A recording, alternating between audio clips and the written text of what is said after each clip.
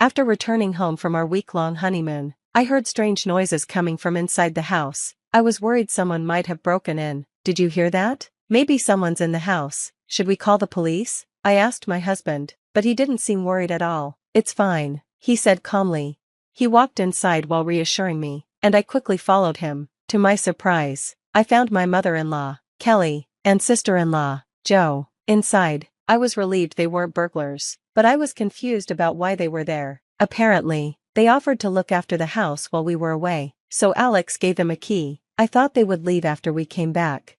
It's getting late. Don't you think you should go home? I asked them. We just want to relax today, they replied.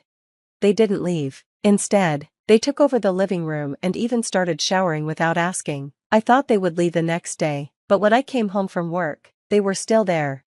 I couldn't take it anymore, so I asked Alex to tell them to leave. His response was, "We all live together now. If you don't like it, you can leave." He told me to leave instead, so I grabbed only the essentials and left.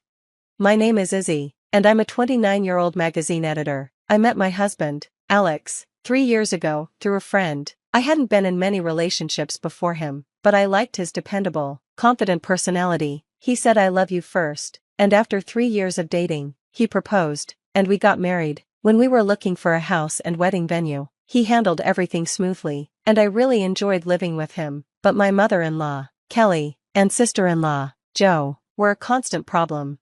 Alex's father passed away 10 years ago, so it was just Kelly and Joe, who's 27, in his family. I was nervous about getting along with them, especially since we didn't spend much time together before we got married, but after we got married, they started bothering me more.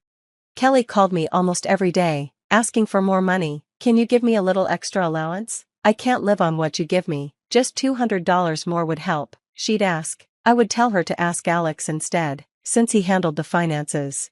She'd say things like, "You're probably wasting money, that's why you can't give me more. You need to take care of your in-laws or bad things will happen to you."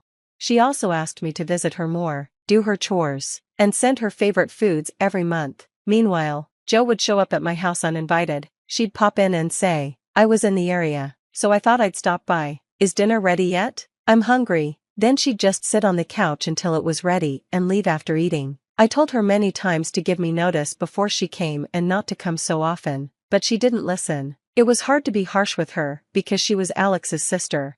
When I told Alex about my frustrations with Kelly and Joe, he told them to stop bothering me, but things didn't change. Then, 6 months into our marriage, Alex and I decided to take a honeymoon. After a week of enjoying Europe and relaxing, we returned home and heard strange noises coming from inside. I was scared it was a burglar. "Did you hear that? Maybe someone's inside. Should we call the police?" I asked Alex, but he seemed calm. "It's fine," he said, and walked into the house. I hurried after him and found Kelly and Joe inside. "Oh, you're back. Did you bring me the bracelet I asked for?" "No, it was too expensive," I replied. While I stood there, they were chatting like nothing was wrong. "Why are you guys here?" I asked. "Are you saying we're a bother? This house is empty, and anyone could break in. We came over to keep it safe. You should be grateful." They said they were looking after the house while we were gone, so Alex gave them a key. I told him he should have talked to me about it, but he said they asked him at the last minute, and he didn't have time to discuss it with me. I decided to let it go, thinking that at least the house was safe. However, when I looked around, I saw their things everywhere. Joe had so many clothes in the closet that the rest were piled up on the floor. The living room was a mess with clothes, bags, remote controls, and comic books thrown around. It looked like they had taken over the house. I was exhausted after the long flight, and frustrated by the mess I had to clean up, but that wasn't the real problem. I thought Kelly and Joe would leave after we came back, but they didn't. "It's getting dark. Don't you think you should go home now?" I asked them. "We just want to relax today," they answered. Not only did they not leave, but they took over the living room and even started showering without asking. They completely made themselves at home. I thought they would leave the next day, but the morning came and they were still there. When I came home from work, they were still there. I told them it was time for them to leave. "We're family. You don't have to worry about us. Just act like we're not here," they said. They refused to leave, even though they told me not to worry. I was the one who was doing all the cooking, cleaning, and laundry. I didn't feel comfortable at all. If I didn't force them to leave, they would have stayed forever. So I decided to ask Alex to tell them to leave. While I was cleaning my room waiting for him to come home, I noticed one of my perfume bottles was missing. It was a limited edition, no longer sold, and it cost over $300. I had been using it carefully, little by little. I was worried and asked Kelly about it, but she didn't even know I had the perfume. When I asked Jo, she said, "Oh, I have it," and pulled the bottle out of her bag. She gave it back to me, but it was almost empty. I had used it very carefully, and there was still more than 6% left. "It smells nice, right?" My friend liked it, so I lent it to her, she said. Without any apology, I lost my temper. "Why did you use it without asking? That's theft. Didn't you learn that stealing is wrong?" She replied, "What's the big deal? I just borrowed it for a bit. Why are you freaking out? If you only borrowed it, then give me back what you used." I said, "Fine, but it's already used, so I'll give you half the money," she offered. "I don't want your money, I want the same perfume back," I snapped. "You're so petty. It's just perfume. I know the brand too. It shouldn't be so expensive." She looked up the price on her phone, and when she saw how much it was, she was shocked. "Wow, why is it so expensive? You spent $300 on perfume? If it's so valuable, why didn't you protect it better?" She seemed upset with me after seeing the price. "It's important to me, so I only used it inside the house," I explained. I never expected to have a relative who would come into my room and use my things without asking. While we were arguing about the perfume, Alex came home. "What's going on?" he asked. "Listen, Alex, I only used a little perfume, and she called me a thief." Jo complained loudly in the living room. I left her there and went to talk to Alex in the bedroom. I told Alex I had run out of patience and wanted him to ask them to leave. "Don't get worked up over something so small," he said dismissively. "And by the way, I haven't told you yet, but they're going to live with us now," Alex added casually. I was stunned. My mouth dropped open at his unexpected reply. My mom's house was old, and it was falling apart. She had been thinking about repairing it or moving out. We had extra rooms, so we thought she could move in and save money. I never imagined Alex would decide this without even talking to me first. "Why didn't you discuss this with me? This is our house too. I'm paying the mortgage too, you know," I said, frustrated. "Don't blame me. My mom decided to sell her house, and anyway, we're living together now, so if you don't like it, you can leave." Alex had made this decision on his own and even told me to leave. It felt like he didn't care about me at all. That was the moment I started to feel like I was losing my feelings for him. "I understand," I said, keeping my calm. I packed my things into a carry-on bag. Alex didn't try to stop me. Instead, he called me immature for running away after a fight and walked out of the room. Kelly and Jo stood by, grinning at me as I packed. Once I left, they locked the door behind me. I wasn't planning to go back and didn't feel anything about it anymore. I checked into a hotel and called my boss to take a few days off. During those days, I looked for an apartment and told my parents I had separated from Alex. They were shocked and asked me what I was going to do. I told them I was going to get a divorce. Alex texted me once, "When you're ready to apologize, you can come back." Mom and Jo both said they would forgive you. When I called him about the divorce, he was reluctant at first. "You're really divorcing me over something like this? You just need to deal with it a bit longer," he said, but when he saw I was serious, he finally agreed. The divorce process moved quickly, and within 6 months, it was final. I wanted to get rid of him as quickly as possible, so we worked out the property division, and I gave him the house. We had been married less than a year before getting divorced. My friends and coworkers were concerned and asked what had happened. At first, I just shrugged it off, not wanting to talk about it, but this time, I was so done with everything that I told them everything. They were shocked and said, "That's terrible. I'm sorry you had to go through that." Their support made me feel a little better.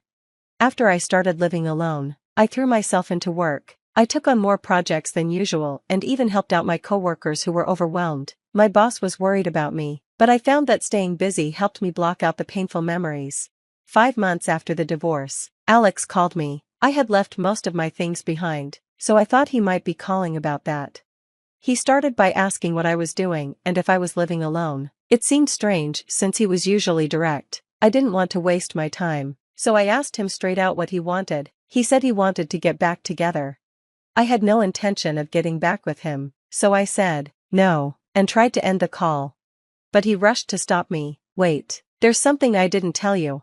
What? I replied. I'm busy, so hurry up. Can you lend me some money? I'm struggling to pay the mortgage.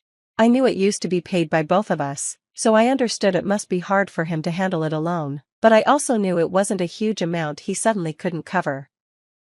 Alex explained that he had been expecting a raise a few months ago, but it never came through. He was also told that, based on his current performance, there wouldn't be any chance for a raise in the future.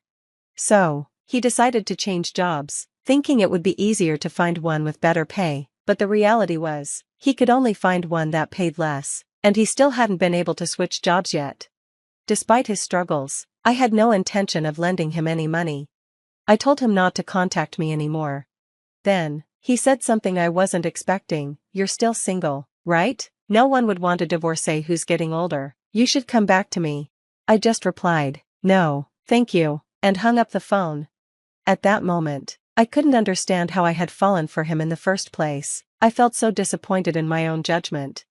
After the divorce, both Alex and his family continued to bother me. I learned from their conversations that they believed Alex was making a good salary. They thought that because we bought a new house and had a big wedding, he was well off. But when Alex refused to increase their allowance, they started to blame me, thinking I was the one stopping him. When I left, they thought they could live a more comfortable life, but Alex's salary was much less than they had imagined. When they realized that their expectations were falling apart, they started calling me in a panic. They assumed men made more money than women, but in reality, my salary was higher than Alex's. I wanted to block them all, but I was worried Alex might show up at my workplace, so I answered his calls a few times.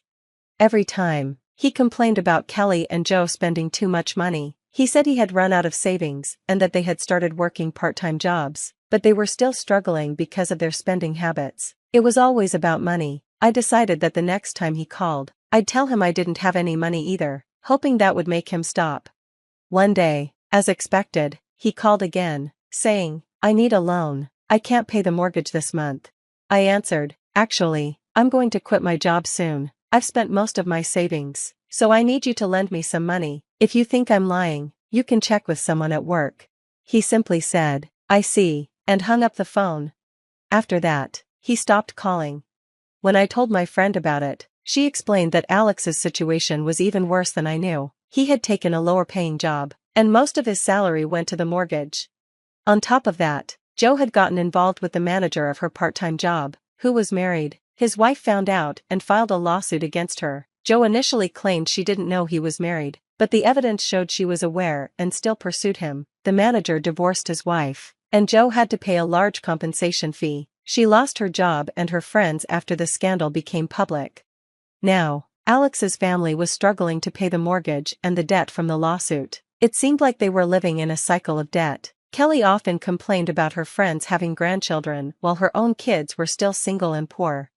Alex, meanwhile, whined to a friend that they fought every day. He was upset that he was single now, and that no women were paying attention to him. He had lost weight and looked rough, aged far beyond his years. His friend just rolled her eyes, tired of hearing him complain.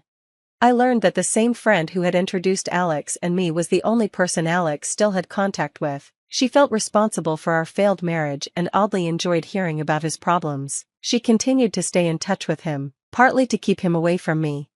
As for me, I've been doing much better. I recently launched a web magazine with a friend from university. I left my old job and used most of my savings to start the company. It's a small startup, and I have to take on a lot of tasks myself, but I love the challenge. I used to be intimidated by starting new things, but after everything I've gone through, I'm much more confident in handling obstacles.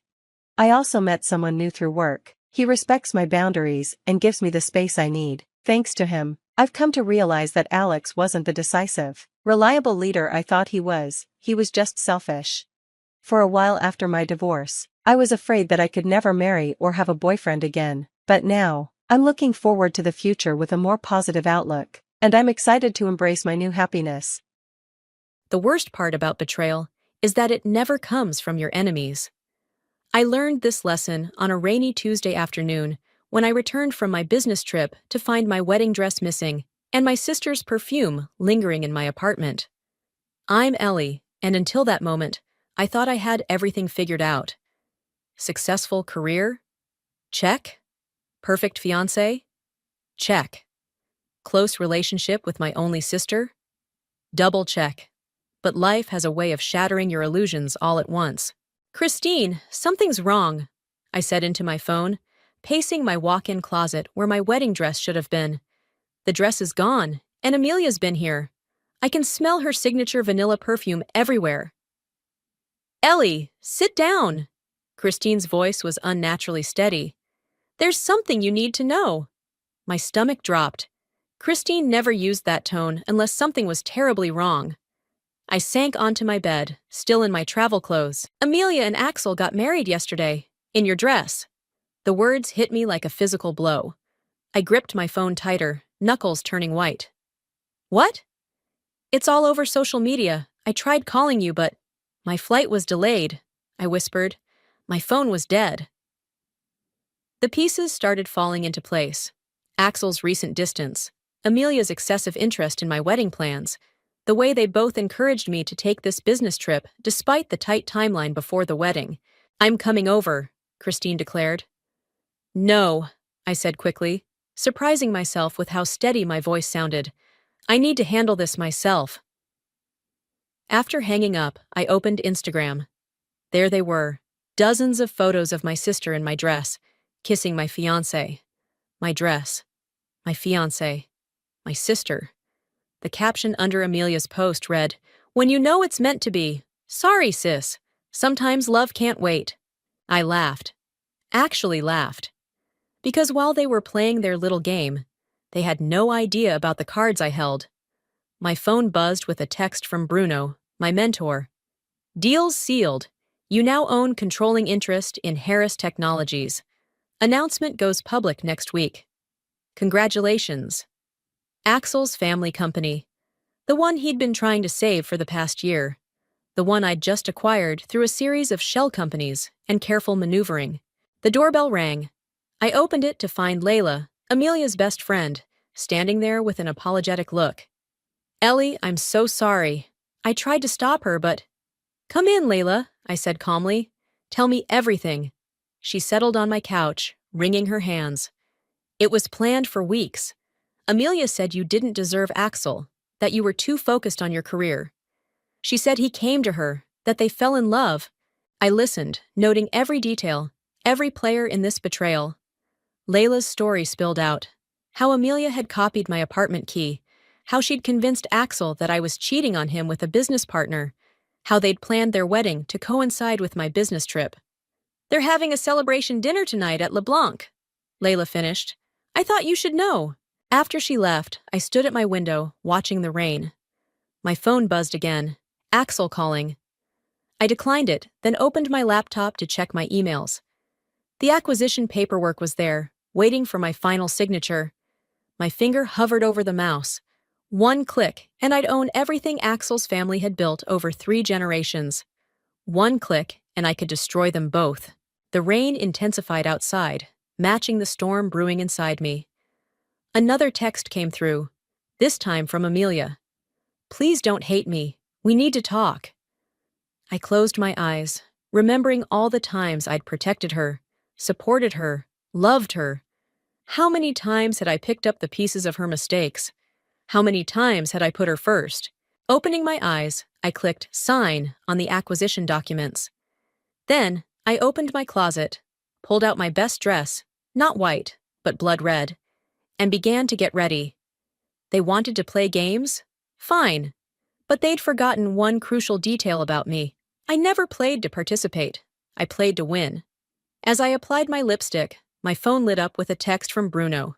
Confirmation received. Congratulations on your new company, CEO. I smiled at my reflection. Sometimes karma needs a little help, and I was more than happy to assist. You're scary when you're calm like this, Christine said, watching me pour us both a glass of wine in my kitchen. I expected tears, screaming, maybe some plate throwing. But this? She gestured at my composed demeanor. This is terrifying. What's terrifying is how predictable they both are, I replied, sliding her glass across the counter. Did you know Axel's been trying to secure additional funding for months? His family's company is hemorrhaging money. Christine's eyes widened. And you bought it? Through shell companies and private equity firms, Bruno helped structure it so neither of them would notice. I took a sip of wine. Axel was so busy planning his little betrayal, he didn't even notice who was buying up shares. Jesus, Ellie! Christine leaned forward. What are you planning? The doorbell interrupted us. Through the peephole, I saw Bruno's familiar silhouette. I opened the door to find him holding a thick manila envelope. The final paperwork, he said, stepping inside. Everything's in order, but we need to discuss timing. We gathered around my dining table, spreading documents across its surface. Bruno pointed to several key sections, while Christine watched, fascinated. The announcement goes public next week, Bruno explained. Once it does, the board will be restructured. Axel's position as CEO becomes redundant.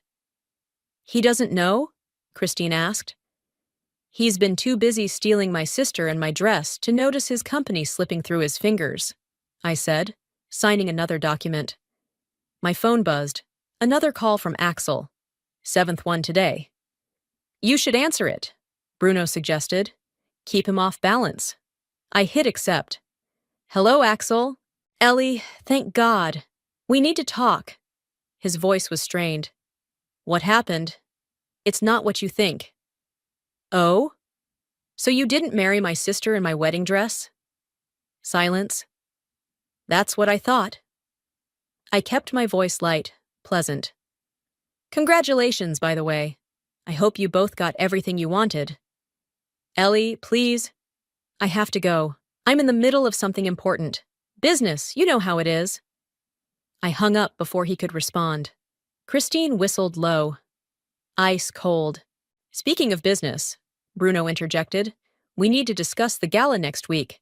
The acquisition announcement will be made there. All major shareholders are expected to attend. Including Axel and his family, I noted, a plan forming. Send them all invitations. Make it impossible to refuse. Ellie, Christine touched my arm. Are you sure about this? Revenge might feel good now, but this isn't just revenge, I interrupted. This is business. Axel's family company is failing because of his mismanagement. I'm saving it. And if I happen to destroy his reputation in the process, well, I shrugged. Karma! My phone buzzed again, this time with a text from Amelia. Please answer my calls. I can explain everything. Your sister's persistent, Bruno observed. She's scared, I corrected. She knows me well enough to know I don't get mad. I get even. Christine picked up one of the documents. What about the employees? The people who depend on Harris Technologies for their livelihoods? They'll be protected. I've already planned a restructuring that preserves most positions. I turned to Bruno.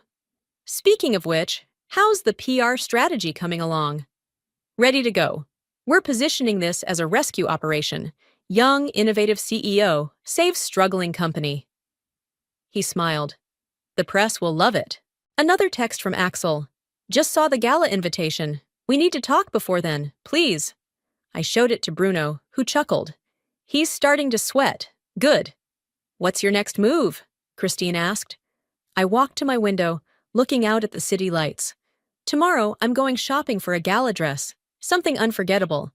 Then I'm going to show up at their celebration dinner tonight at LeBlanc. Ellie, Christine started. Don't worry, I assured her. I won't make a scene. I'll just congratulate the happy couple. Maybe mention how excited I am about next week's business announcement. Bruno gathered the documents, sliding them back into the envelope. Remember, discretion is crucial until the announcement. Trust me, I said, checking my reflection in the mirror. I know exactly what I'm doing. As they left, Christine hugged me tightly. Just don't lose yourself in this, okay? I watched them leave, then checked my phone one last time. A new text from Amelia. Saw you're attending the gala. What are you planning? I smiled, typing back. Just supporting my sister's new family. Isn't that what sisters do? Slipping my phone into my purse, I grabbed my keys. LeBlanc was waiting, and I had a dinner to crash. Sometimes the best revenge isn't served cold. It's served with a smile and perfect timing. LeBlanc was exactly as pretentious as I remembered. All crystal chandeliers and white tablecloths. I spotted them immediately. Amelia in a designer dress that probably cost more than her monthly salary, Axel looking uncomfortable in his tailored suit. They were surrounded by friends, champagne flowing freely. "Table for one," I told the maitre d', loud enough to carry. Heads turned. Conversations stopped. Amelia's champagne glass froze halfway to her lips. "Ah, Ellie!" she gasped, standing up so quickly her chair scraped against the floor. "What are you—" "Don't let me interrupt," I smiled, accepting the menu from the hovering waiter. "I just came for the lamb. It's excellent here, isn't it, Axel? We used to order it every anniversary." Axel's face had lost all color. "Ellie, please." "Oh God, I'm so sorry." I covered my mouth in mock embarrassment. "It's not anniversary anymore, is it? My mistake. Congratulations, by the way. The photos were beautiful. My dress looked lovely on you, Amelia." The silence at their table was deafening. Their friends shifted uncomfortably, some avoiding eye contact, others openly staring. "You should join us," one of Axel's business associates called out, clearly trying to diffuse the tension. "We're celebrating." "That's so kind," I replied, settling into my table within perfect earshot of theirs. "But I wouldn't want to impose. Besides, I have some work to review before next week's big announcement." Axel's head snapped up. "What announcement?" "Oh, you'll find out soon enough. The gala invitation went out today, didn't it? I'm sure it'll be a night to remember." A waiter appeared with a bottle of champagne. "Compliments of Mr. Pearson," he said, pouring me a glass. I raised it in Axel's direction. "To new beginnings." Amelia stood up abruptly. "We need to talk, now." She grabbed my arm, pulling me toward the ladies' room. Inside the opulent bathroom, she spun to face me. "What are you doing?" "Having dinner," I said, checking my lipstick in the mirror. "The lamb really is excellent here." "Stop it!" Her voice cracked. "Stop acting like this doesn't hurt you. I know you, Ellie. You're planning something." I turned to face her. "You're right. You do know me, so you know exactly what happens to people who betray me." "It wasn't supposed to happen like this," she whispered. "We fell in love. We couldn't help it. Couldn't help stealing my dress? Couldn't help waiting until I was out of town?" I laughed softly. "Please, Amelia, at least have the decency to be honest about your choices." The bathroom door opened. A woman walked in, took one look at us, and quickly walked back out. "What's this announcement everyone's talking about?" Amelia demanded. "You'll find out at the gala. Bring your best smile. There will be photographers." Her face crumpled. "Why are you being like this? I'm your sister." "Exactly. You were my sister, which made your betrayal so much worse." A sharp knock interrupted us. "Amelia?" Axel's voice called. "Is everything okay?" I opened the door, coming face to face with him. "Everything's fine. We're just having a little sister chat. By the way, how's the company doing, Axel? I heard there were some concerning quarterly reports." He paled again. "How did you—" "I always did pay more attention to business than you gave me credit for." I patted his cheek as I passed. "See you at the gala." Back at my table, my phone buzzed with a text from an unknown number. "We need to talk about Axel Harris. Meet me tomorrow, 10 a.m., Capital Coffee." I was about to delete it when another text came through. "I have information you'll want to hear before the gala. Ask for Cameron." Across the restaurant, I could see Axel and Amelia in heated discussion, their celebration thoroughly disrupted. Their friends were making excuses, leaving in pairs. My lamb arrived, perfectly cooked. As I ate, I noticed Layla watching me from their table, her expression a mix of fear and admiration. "More champagne, miss?" the waiter asked. "No, thank you. But please send a bottle to my sister's table, with my congratulations." I finished my meal slowly, savoring each bite as their party disintegrated around them. As I stood to leave, I dropped a business card on their table. "You might need this," I told Axel. "It's my lawyer's number, for when you figure out what's coming." Outside, the night air was cool against my skin. My phone buzzed again. The unknown number. "Tomorrow, 10 a.m. Don't be late. You'll want to hear this." I saved the number under Cameron and flagged down a taxi. The night had gone perfectly, but tomorrow promised to be even more interesting. After all, in business and revenge, information is everything. Capital Coffee was busy when I arrived at 9:55 a.m. A man in a charcoal suit waved from a corner table. Athletic build, sharp features. Definitely not what I was expecting. "You must be Cameron," I said, sliding into the seat across from him. "And you're the woman who's about to take down Axel Harris." He pushed a coffee toward me. "Already ordered. Black, 2 sugars. Your usual according to the barista." "Should I be concerned you know my coffee order?" I make it my business to know things." He slid a folder across the table. "Like how Axel's been embezzling from his family's company for the past year." I opened the folder, scanning documents filled with transaction records and bank statements. "How did you get these?" "I'm the external auditor, hired by the board last month. Found some concerning patterns." Cameron leaned forward. "But here's what's interesting. The money isn't in his accounts. It's in your sister's." My coffee cup froze halfway to my lips.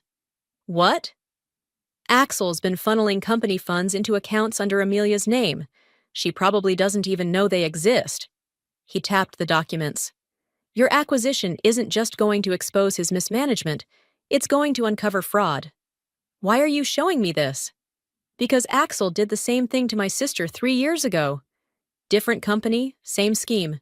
She lost everything when it came crashing down." His jaw tightened. "He's got a pattern." My phone buzzed. Amelia calling again. I declined it. "Does the board know?" I asked. "Not yet. I was preparing my report when I heard about your acquisition." Cameron sat back. "Thought you might want this information before the gala." The cafe door chimed. I glanced up to see Layla walking in. She spotted me and froze. "Don't look now," I told Cameron, "but we're about to have company." "Ellie!" Layla hurried over. "I've been trying to reach you. Amelia's a mess. She stopped, noticing Cameron. "Oh, sorry, I didn't realize." "It's fine," I said. "We're just discussing business. What about Amelia?" Layla shifted uncomfortably. She found something weird in her mail. Bank statements for accounts she says aren't hers. Axel told her it was a mistake, but— "When did these arrive?" Cameron interrupted. "Yesterday, after the dinner at LeBlanc." Layla looked between us. "What's going on?" I gathered the documents, sliding them into my bag. "Tell Amelia to keep those statements somewhere safe, and tell her not to sign anything Axel gives her." "Ellie, you're scaring me." "Good, you should be scared." I stood up. "Cameron, walk with me?" Outside, the morning sun was harsh and bright. Cameron fell into step beside me. "Your sister's lucky," he said. "Most of Axel's victims don't find out until it's too late." "She's not lucky. She's just got me." I stopped walking. "I need everything you have on his previous schemes." "Already compiled." He pulled a USB drive from his pocket. "But be careful. He gets dangerous when cornered." "So do I." My phone buzzed again. This time a text from Axel. "Just got an interesting call from the board. What have you done?" "Looks like he's starting to piece it together," Cameron observed, reading over my shoulder. "Good."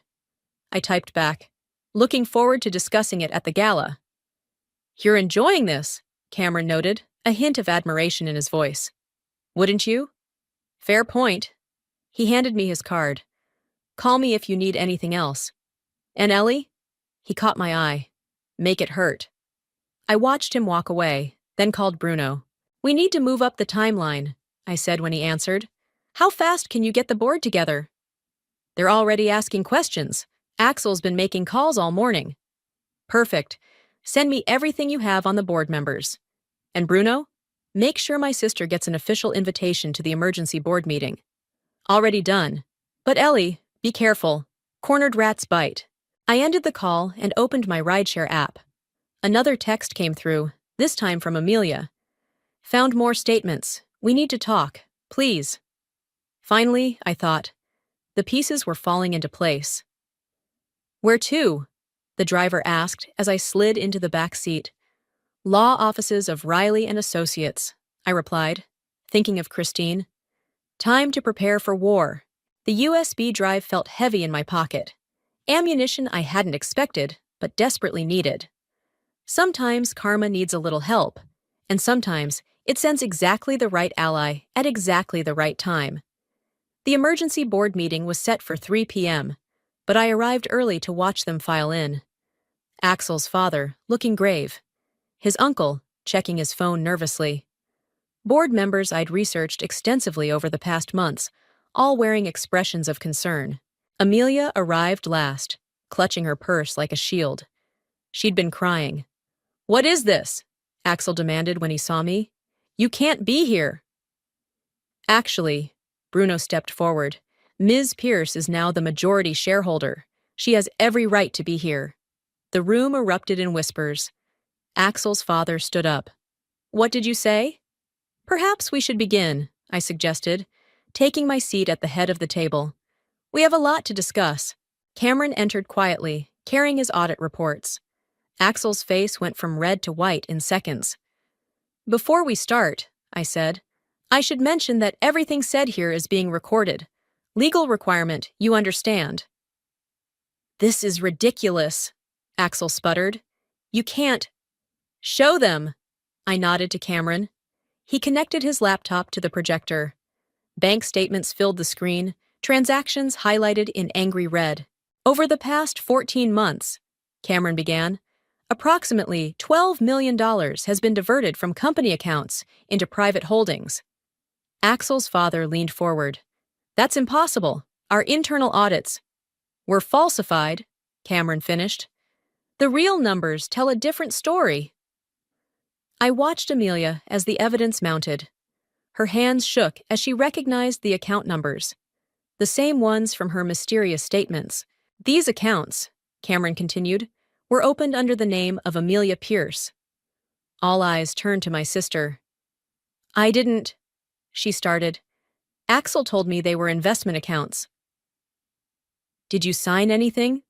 I asked her quietly. She nodded, tears spilling. "Last week, he said it was for our future." "You bitch," Axel snarled at me. "You planned this." "No, Axel. You planned this. I just exposed it." I turned to the board. "I have a proposal. The company needs new leadership. I'm offering to step in, with immediate effect."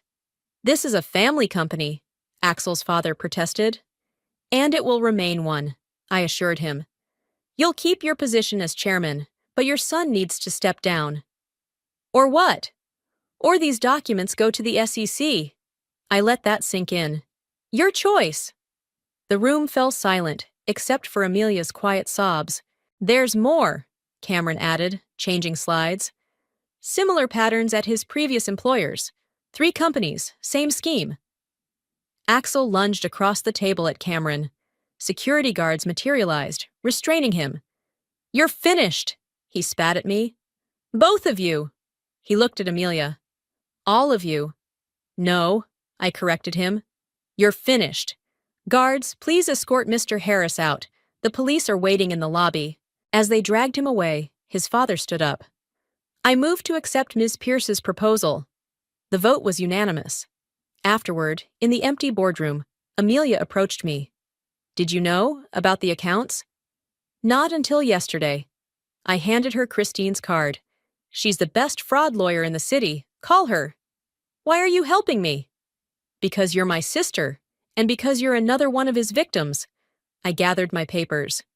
"But Amelia, we're not okay. Not yet." "I know." She wiped her eyes. "I'm so sorry, Ellie, about everything." "Sorry doesn't fix it, but this might be a start." Cameron waited for me in the hallway. "That went well." "Better than expected." I checked my phone.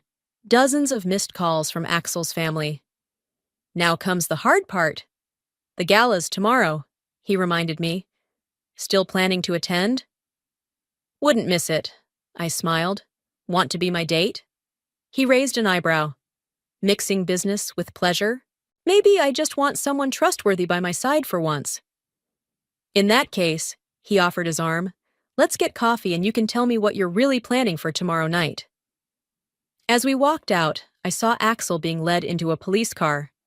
Karma, with a little help from careful planning and unexpected allies. My phone buzzed. Christine. Just met with Amelia. You're not going to believe what she told me.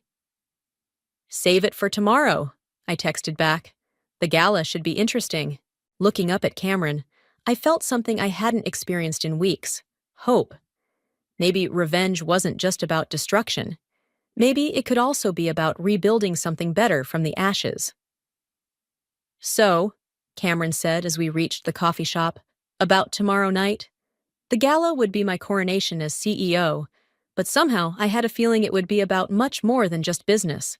The gala ballroom sparkled with crystal and champagne, but all eyes were on me as I descended the grand staircase in a midnight blue gown. Cameron waited at the bottom, looking sharp in his tuxedo. Ready to make history? He whispered, taking my arm. Born ready. Cameras flashed as we made our entrance. The business world's elite mingled with local celebrities, all here to witness the announcement. Axel's father stood with the board members, his expression unreadable. Ellie! Christine waved us over. You need to hear what Amelia told me. Later, I promised. First, we have a show to put on. Bruno appeared with champagne. Everything's set. The press is eager for the announcement. Where's Amelia? I asked. Here. My sister emerged from the crowd in a simple black dress, looking smaller than I'd ever seen her. The police interviewed me all morning. They're investigating all of Axel's past ventures. Good. I handed her a glass. Stay close. You'll want to hear this. The room hushed as Bruno took the stage.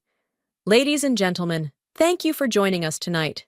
We have an important announcement regarding the future of Harris Technologies. I felt Amelia tense beside me. Please welcome our new CEO, Ms. Ellie Pierce. The applause was deafening as I took the stage. Camera flashes intensified. Thank you, I began. Harris Technologies has been a cornerstone of innovation for 3 generations. Tonight marks not just a change in leadership, but a new chapter in corporate responsibility. I caught Axel's father's eye. He nodded slightly. As my first act as CEO, I'm announcing a full audit of all company finances. Transparency will be our new foundation. Additionally, I paused for effect, we're establishing a victims' compensation fund for those affected by previous management's fraudulent activities. Murmurs rippled through the crowd. Amelia gasped. To those who lost their savings, their trust, their futures, we see you. We will make this right. Cameron stepped forward, presenting additional documents to the press. The story would break tomorrow. Axel's complete history of fraud, the pattern of destruction he'd left behind. As I concluded my speech, Layla rushed in, looking frantic. She whispered something to Amelia, whose face went pale. What's wrong? I asked, stepping down from the stage. Axel made bail. Amelia's voice shook. He's here! On cue, the ballroom doors burst open. Axel stormed in, disheveled and wild-eyed. You think you've won, he shouted. You think this is over? Security moved toward him, but he pulled out an envelope. I have proof. She orchestrated everything. She trapped me. Cameron stepped between us. Leave now, Axel, while you still can. No. He threw the envelope at me, papers scattered across the floor. Read it. Tell them how you planned this for months. I picked up one of the papers, smiling. You mean these? The records of your offshore accounts? The ones you thought were so well hidden? His face fell. Or maybe you mean these emails? I held up another page. The ones showing you planned to frame my sister for your embezzlement? How did you... I learned from the best, didn't I? You taught me to always be 3 steps ahead. I turned to the shocked crowd. Ladies and gentlemen, Exhibit A in why you shouldn't underestimate the woman you're planning to betray. Security finally reached him, but Axel had one last card to play. Amelia, tell them! Tell them how we planned it together. All eyes turned to my sister. She stepped forward, Christine at her side. No, Axel, you planned it. You used me, just like you used everyone else. She pulled out a recording device. And I have proof. The color drained from his face as his own voice filled the room, detailing his schemes, his manipulations, his plans to frame Amelia if things went wrong. "Take him out," I ordered security. "The police are waiting. Again." As they dragged him away, Amelia turned to me. "I recorded everything after I found those bank statements. Christine helped me understand what he was really doing." "Good girl," I said softly. "Maybe you're learning too." The press swarmed us, questions flying. Bruno stepped in, handling the media with practiced ease, while Cameron led me to a quiet corner. "That was quite a show," he said. "The night's not over yet." I checked my phone. "The story's already breaking online. By morning, everyone will know exactly who Axel really is." "And who you are," Cameron added. "The brilliant CEO who exposed corporate fraud and protected investors." "Not bad for a woman who was left at the altar, right?" He smiled, offering his hand. "Dance with me?" As we swayed to the music, I caught Amelia's eye across the room. She mouthed, "Thank you," before disappearing into the crowd with Christine. Sometimes revenge isn't about destroying someone. Sometimes it's about building something stronger from the wreckage they left behind. The morning after the gala, I found Amelia waiting in my office, clutching a familiar white garment bag. "Your wedding dress," she said quietly. "I had it cleaned." I took the bag, laying it across my desk. "Bit late for that, don't you think?" "I know." She twisted her hands together. "The police called again this morning. They found more victims. So many, Ellie. How did I not see it?" "Because you saw what you wanted to see." I sat down behind my desk. "Just like I did at first." A knock interrupted us. Cameron entered with coffee and files. "Sorry, didn't realize you had company." "Stay," I said. "We need to discuss the victims' fund anyway." Amelia stood to leave, but I stopped her.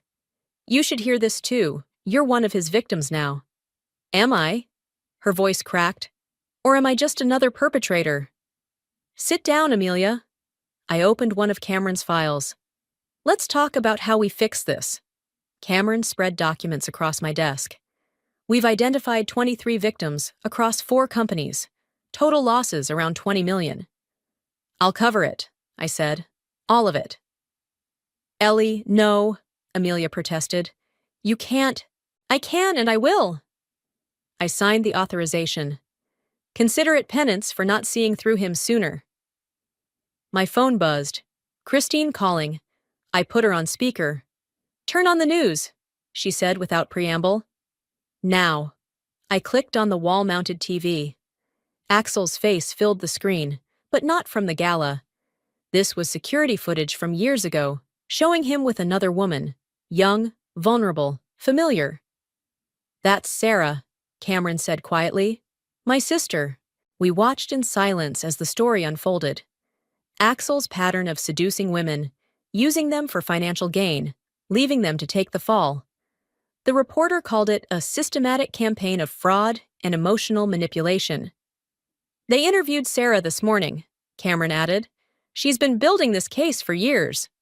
Amelia sank deeper into her chair. "I feel sick." "Good," I said. "That means you're finally seeing clearly." Another knock, Bruno this time, with more files. "Board's waiting in the conference room. They want to discuss damage control." "No," I said firmly. "No damage control. We face this head-on. Full transparency."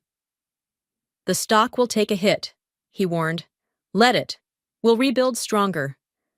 I gathered my papers. "Cameron, bring Sarah in this afternoon. I want her involved in structuring the victims' fund." "What about me?" Amelia asked softly. I looked at my sister, really looked at her. Behind the designer clothes and perfect makeup, I saw something new. Remorse. "Start by telling the truth," I said. "To yourself, to the police, to everyone. Then we'll talk about forgiveness." She nodded, tears spilling. "I never meant." "I know." I surprised myself by reaching for her hand. "But you did it anyway." Cameron cleared his throat. "The board's waiting." "Go," Amelia said, wiping her eyes. "I'll talk to the police again. Tell them everything." As she left, Cameron touched my arm. You're being kinder than she deserves. Maybe. I picked up my wedding dress. Or maybe I'm just tired of letting Axel destroy everything he touches.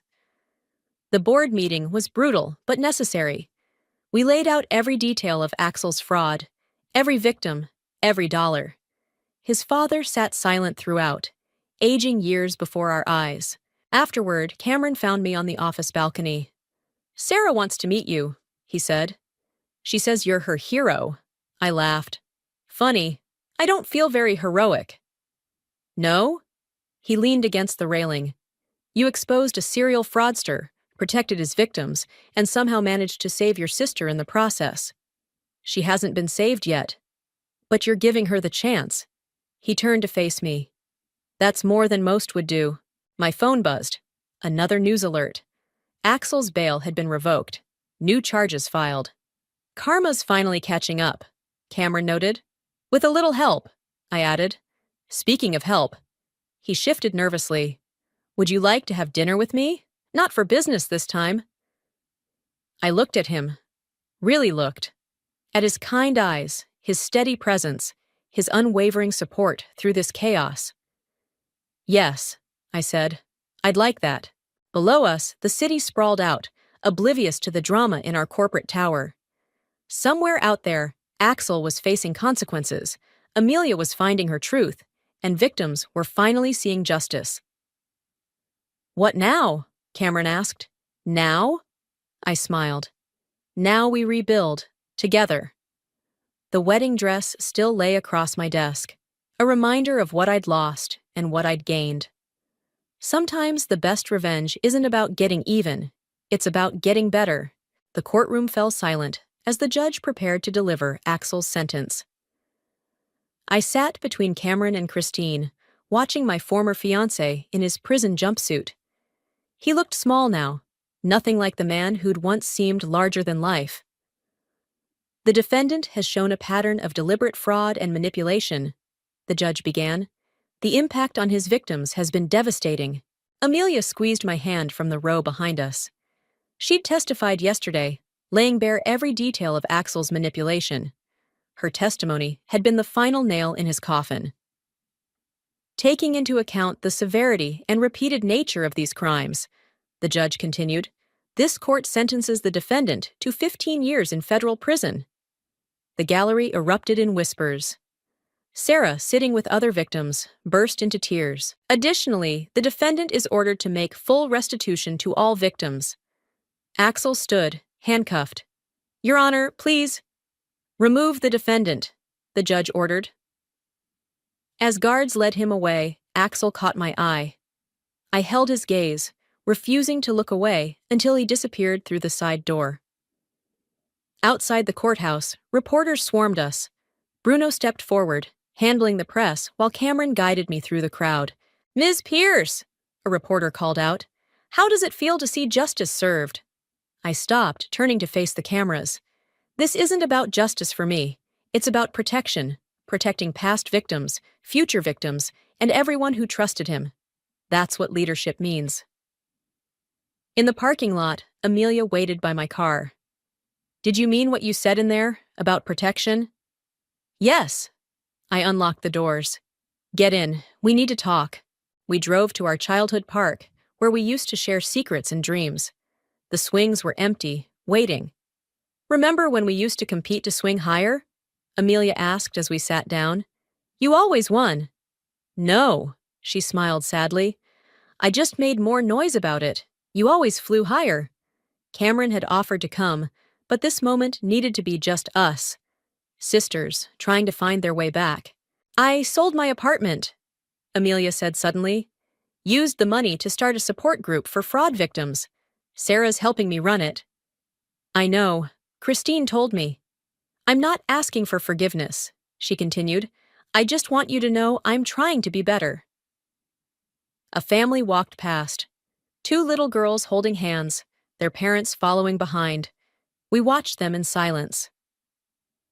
"I kept your wedding dress," I finally said. "Why?" "To remind me that sometimes the worst moments lead us to the best decisions." I dug in my purse, pulling out an envelope. "Which is why I want you to have this." She opened it, reading quickly. A job offer? Head of our new victim advocacy department. You've got the experience now, both sides of it. Use it. Ellie. She wiped her eyes. Why are you doing this? Because you're my sister. And because everyone deserves a chance to rebuild. My phone buzzed. Cameron sending a photo from our dinner last night. We were both laughing, caught in a moment of pure joy.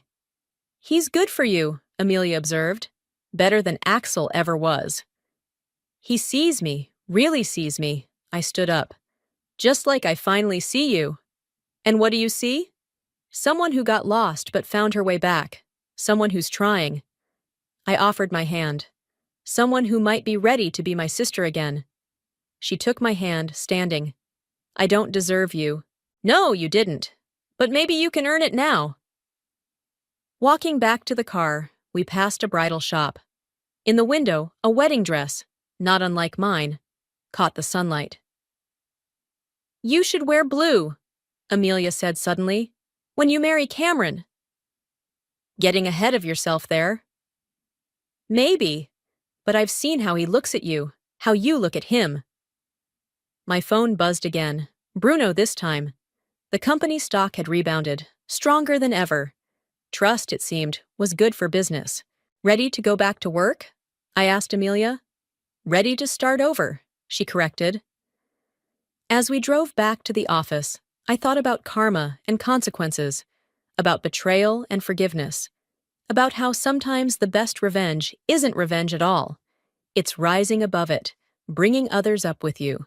Cameron waited in the lobby, holding coffee and possibility. Beside me, Amelia straightened her shoulders, ready to face her new beginning. Welcome to Harris Technologies, I told her. Try not to steal anything this time. She laughed, a real laugh, like when we were kids. No promises, but I'll try to earn it instead. Sometimes that's all we can do, try to be better than we were yesterday. And sometimes that's enough. The moment I realized my sister had stolen my winning lottery ticket, I was sitting on my worn-out couch, scrolling through Instagram. There she was, Bianca, draped in designer clothes, holding up my ticket with the caption, "Sometimes good things happen to good people. Blessed Utker lottery winner." My name is Tiffany, and until yesterday, I was just another overworked accountant trying to make ends meet. Now, I'm watching my sister steal my future right before my eyes. Oh my God, I whispered, my phone slipping from my trembling hands. The memories of yesterday flooded back, checking the numbers 3 times, screaming with joy in my tiny apartment, carefully placing the ticket in my purse. The same purse Bianca had accidentally spilled her coffee on during our weekly family dinner. My phone buzzed. A message from my best friend Destiny. "Girl, did you see Bianca's post? Since when does she play the lottery?" I couldn't even type a response. The comments were pouring in under Bianca's post. "OMG Queen, you deserve this. Living your best life. So happy for you, B." The doorbell rang, making me jump. Through the peephole, I saw my mother's perfectly coiffed hair. "Tiffany, open up. We need to celebrate your sister's amazing news." She practically sang the words. I opened the door, my stomach in knots. "Mom, that ticket?" "I know. Isn't it wonderful?" She breezed past me, her expensive perfume filling my small living room. "Bianca just called me. $20 million, can you believe it? Finally, someone in this family is going to make something of themselves." The casual cruelty of her words hit like a slap. "Mom, that ticket is mine. I bought it. I won." She froze, then laughed. "Oh, honey, don't be ridiculous. Bianca showed me the security footage from the store where she bought it." "What? That's impossible." My phone buzzed again. This time it was Bianca. "Thanks for the coffee spill distraction yesterday, sis. Karma's finally paying me back for all those years I had to look out for you. Look at that. She's even thanking you." Mom peered at my phone. Such a thoughtful girl. I felt sick. "Get out." "Excuse me?" "Get out." My voice was shaking. "Both of you have been gaslighting me my entire life, and I'm done." Mom's face hardened. "This jealousy isn't attractive, Tiffany. I raised you better than this. No, you raised Bianca better than this. You just tolerated me. The sharp intake of breath told me I'd hit a nerve. Mom gathered her designer purse and headed for the door. When you're ready to apologize and celebrate your sister's good fortune properly, you know where to find us. The door clicked shut behind her. I sank to the floor, my mind racing. Bianca had always been manipulative. But this was next level. She must have followed me yesterday, seen me buy the ticket. The coffee spill wasn't an accident, it was calculated, just like everything else she did. My phone rang. Jonathan, my old friend from law school who'd stuck around even after I dropped out to support our family. Tiff, I just saw Bianca's post. Please tell me this isn't what I think it is. She stole my ticket, John. She actually stole my winning lottery ticket. There was a long pause. Do you have any proof of purchase? No, I paid cash. I always do for lottery tickets. It's my stupid superstition. Security footage? Bianca's apparently handled that already. God knows how. Another pause. Come to my office. Now. Why? There's nothing... Because I know you, Tiff. You're smarter than her. Always have been. And right now, you need to start thinking like a lawyer, not a victim. Something in his tone made me sit up straighter. What are you suggesting? I'm suggesting that your sister just made a very public mistake. She's going to flaunt this money, document everything on social media, create a paper trail. And you're going to let her. I wiped my eyes. A plan already forming. You want me to give her enough rope to hang herself? Exactly. Get over here. We're going to make sure karma hits your sister so hard she'll think she won the unlucky lottery. For the first time since seeing that Instagram post, I smiled. Bianca might have won this round, but she'd forgotten one crucial detail about me. I always played the long game. I grabbed my keys and headed out. It was time to show my sister that some people are smart enough to get revenge served at exactly the right temperature. Jonathan's office was a stark contrast to my apartment, all gleaming glass and polished wood. He was already pulling up social media feeds when I walked in. Your sister's been busy, he said, turning his monitor toward me. 3 Instagram posts, 2 TikToks, and a Facebook Live video, all in the last 2 hours. I dropped into the leather chair across from his desk. She's always been an attention seeker.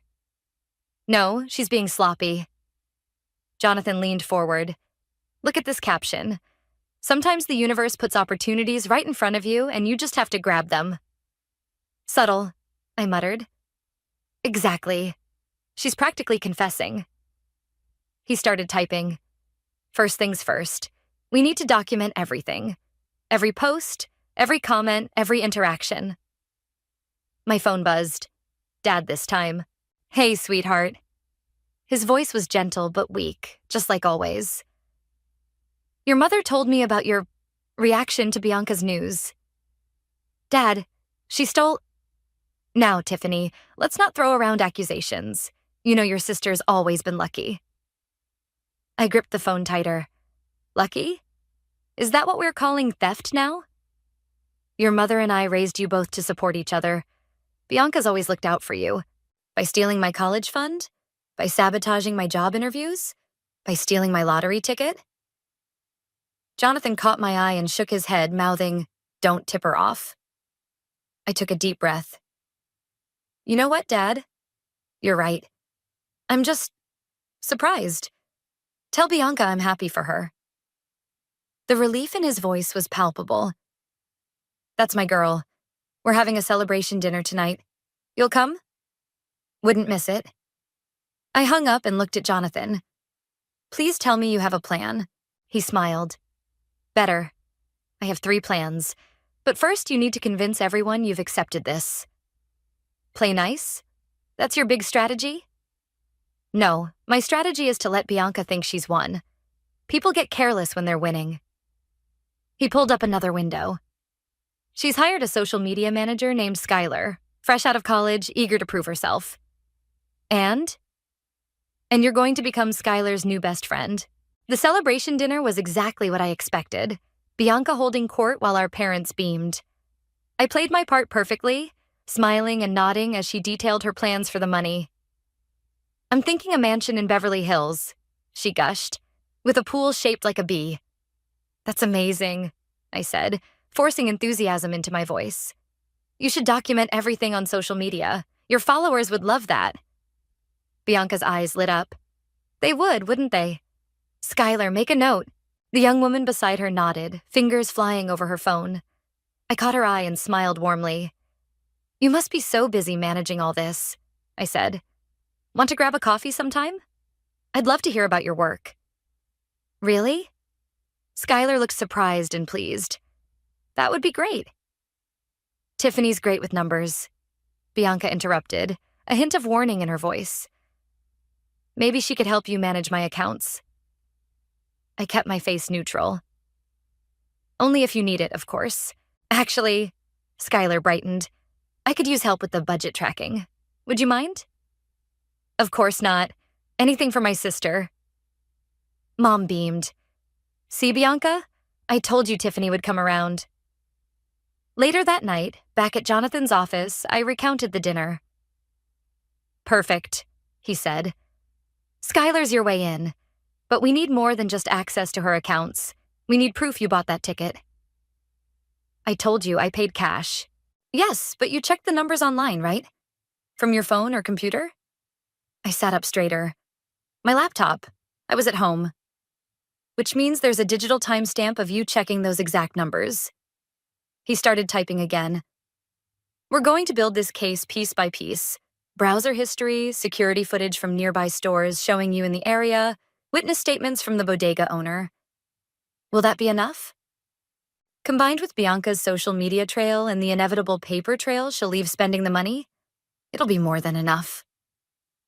He paused. But you have to be patient. Let her dig herself deeper. I nodded, thinking of Bianca's smug face at dinner. I can be patient. I've been dealing with her manipulation my whole life. What's a few more months? Good. Jonathan handed me a legal pad. Now, let's go through every interaction you've had with her in the past week. Every detail matters. As I began recounting the events, a strange calm settled over me. For the first time in my life, I wasn't just reacting to Bianca's schemes, I was going to beat her at her own game. And thanks to her social media addiction, she was going to help me do it. I can't believe she bought another Birkin bag. Skylar sighed, sliding into the coffee shop booth across from me. That's the third one this week. Over the past month, I'd become Skylar's unofficial therapist. Today's session was taking place at our usual spot, away from Bianca's usual haunts. How much has she spent so far? I asked, stirring my latte. Almost $2 million. Skylar lowered her voice. And that's just on shopping. The parties are getting crazy. Last night she had a champagne fountain installed in her hotel suite. I raised my eyebrows. Hotel suite? She says she's waiting for the perfect mansion. Meanwhile, she's burning through cash like... Skylar trailed off, looking guilty. Sorry, I shouldn't be telling you all this. Hey, I'm just glad she has someone responsible looking after her finances. My phone buzzed. A text from Destiny. You sure about this plan? Feels risky. I ignored it. Destiny had been worried since I'd told her what we were doing, but she hadn't grown up with Bianca. She didn't understand what was at stake. Speaking of finances, Skylar fidgeted with her cup. Something weird happened yesterday. I kept my expression neutral. Oh? Bianca was pretty drunk at this party, and she started talking about the lottery ticket. But her story kept changing. First, she said she bought it at Pete's Convenience on 5th, then it was that place near the park. Maybe she was just confused? Maybe. Skylar bit her lip. But then she said something about how you'd never prove anything without cameras. My heart raced, but I forced a laugh. That's just drunk talk. You know how she gets. Yeah, but... Skylar's phone chimed. Ugh, she wants me to come over. Something about planning a yacht party. Go, I smiled. Text me later?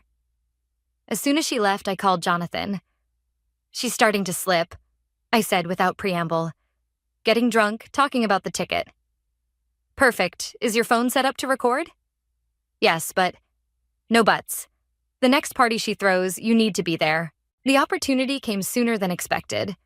That weekend, Bianca hosted a casual gathering at her hotel penthouse. Casual meaning only 50 people instead of her usual 100. I arrived early, playing the supportive sister role. Need any help setting up?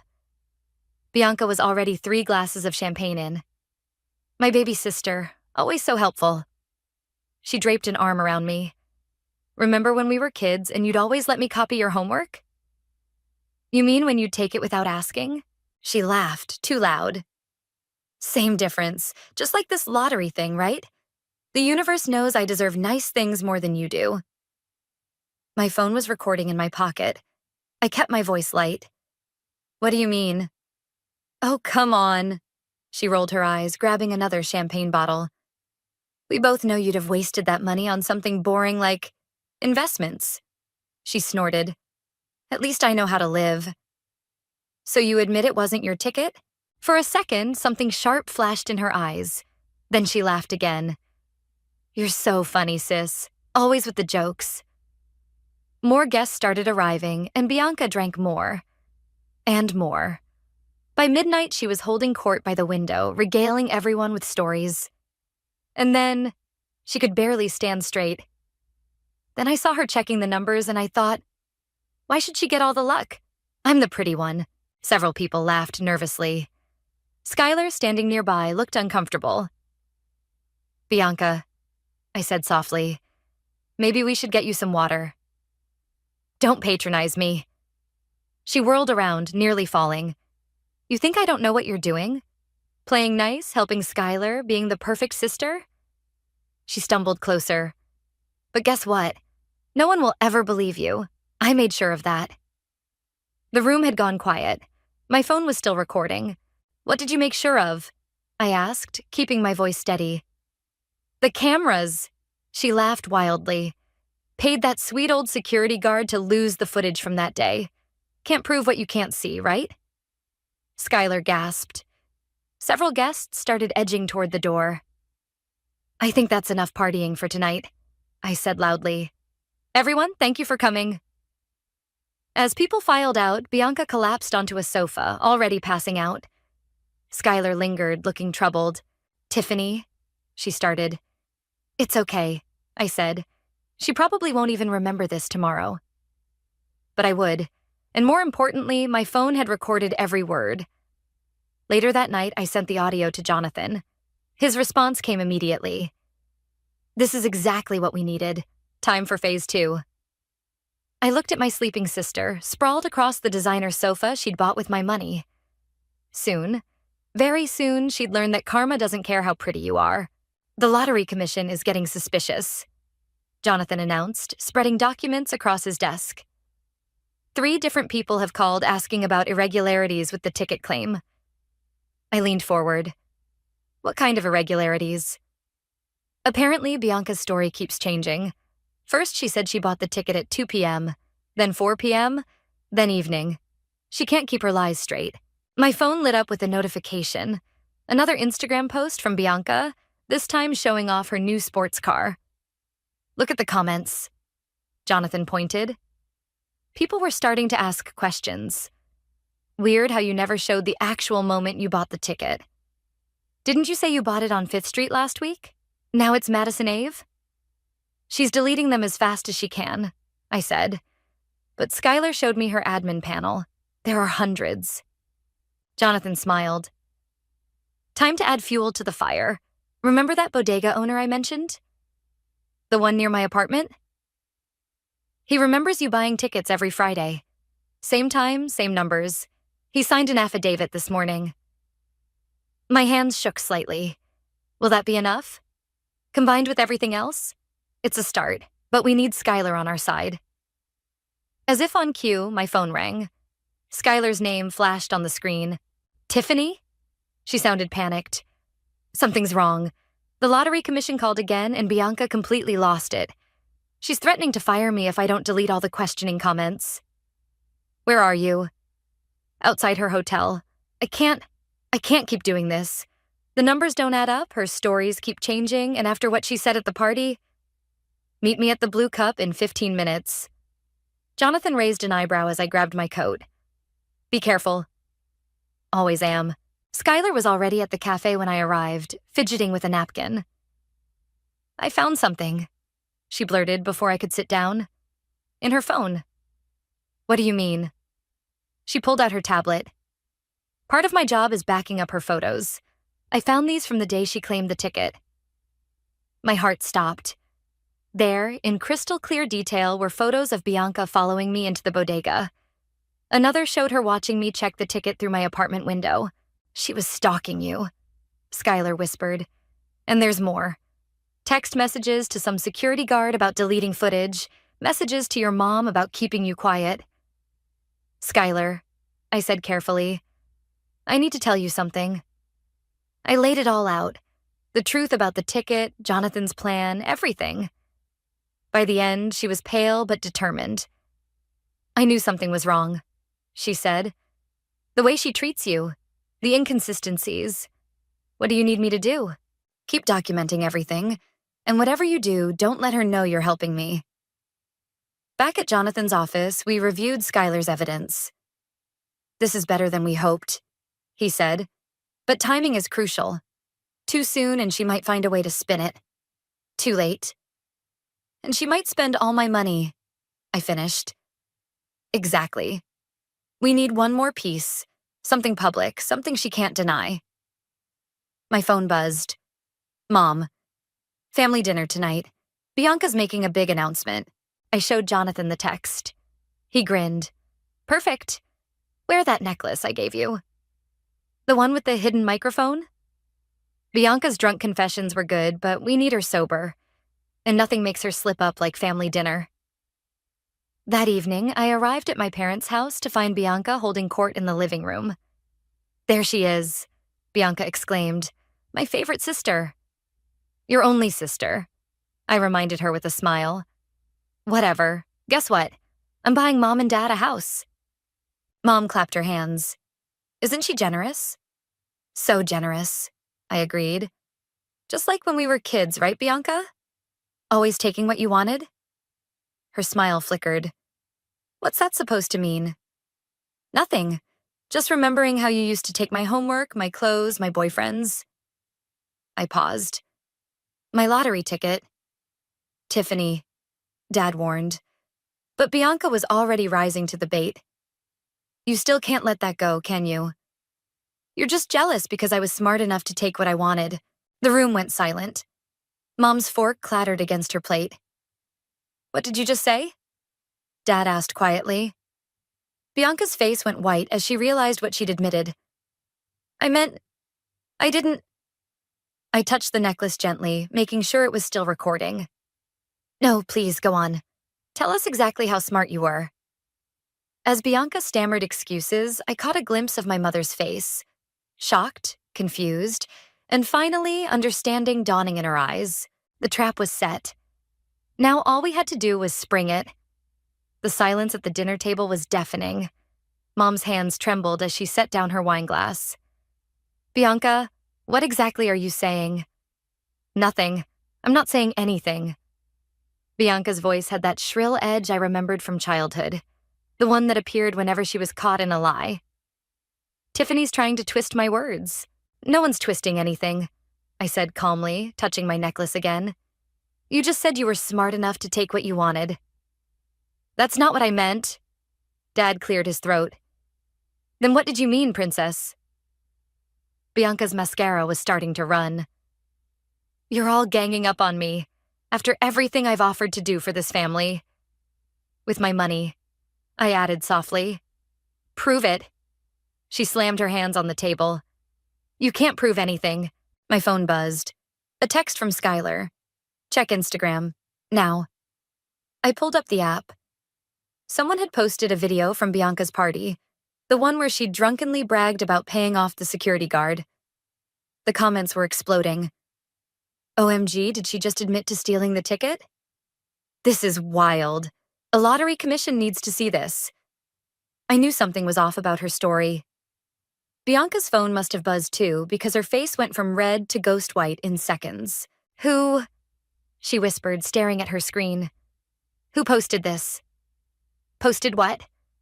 Mom grabbed her own phone. Her gasp was audible. Bianca Marie, tell me this isn't true. It's not. I mean, I was drunk. People say stupid things when they're drunk. Like the truth? I suggested. Bianca lunged for her phone, frantically typing. Skylar, delete this now. Skylar! She can't, I said. It's already been shared thousands of times. You! Bianca's eyes narrowed. You planned this. You and that little social media rat. Dad stood up slowly. Bianca, did you steal your sister's lottery ticket? Daddy, please, answer the question. For the first time in my life, I saw real fear in Bianca's eyes. I deserved it more. Tiffany would have wasted it on stupid things like charity and investments. I know how to make people happy. Mom started crying. How could you do this? How could I? Bianca laughed hysterically. The same way I've done everything else. The same way you've let me do everything else. Take Tiffany's college fund? Oh, Bianca needs it more. Ruin her job interviews? Well, she shouldn't compete with her sister. This is what you created. The truth hung in the air like poison gas. My parents looked stunned, as if seeing their golden child clearly for the first time. My phone buzzed again. Jonathan. Lottery Commission wants a meeting. Tomorrow morning. You know what the funny thing is? I stood up, gathering my purse. I would have shared it with you. If you just asked, I would have helped you start your business, buy a house, everything you wanted. But you had to take it all. Where are you going? Mom reached for me. We need to fix this. Fix what? The fact that you enabled her for 30 years? Or the fact that she committed fraud? Fraud? Bianca's voice cracked. What do you mean, fraud? I mean, the Lottery Commission has opened an investigation. They're meeting with my lawyer tomorrow morning. I headed for the door. Oh, and Bianca? You might want to stop spending money that isn't yours. I hear fraud charges get worse when the stolen money's gone. You can't do this to me. She scrambled after me. I'm your sister. I turned back one last time. You're right. You are my sister. And you're about to learn what that should have meant all along. As I walked to my car, I could hear Bianca's screams and Mom's sobs. Dad came running after me. Tiffany, wait! I paused, hand on my car door. I'm sorry, he said quietly. We should have seen it. Should have stopped it. Yes, you should have. What happens now? I looked back at the house where Bianca was having a full meltdown in the doorway. Now? Now she faces consequences. For once in her life. And us? That depends on what you do next. I got into my car. But I'd start by not buying that house she promised you. Something tells me she won't be able to afford it. As I drove away, my phone lit up with notifications. The video was going viral. Skylar had done her job perfectly. The truth was out there, and no amount of deletion could stop it now. Tomorrow would bring lawyers and investigations, but tonight I finally felt free. The Lottery Commission's office was all fluorescent lights and bureaucratic beige. Jonathan sat beside me, laying out documents while 3 commissioners studied them intently. So you have the bodega owner's statement? The head commissioner said. The phone recordings, social media posts, and now these photos from Ms. Powell? Yes, Jonathan replied. Plus the security footage from surrounding businesses showing my client entering the store and purchasing the ticket. My phone hadn't stopped buzzing since morning. Bianca's meltdown video had reached millions of views.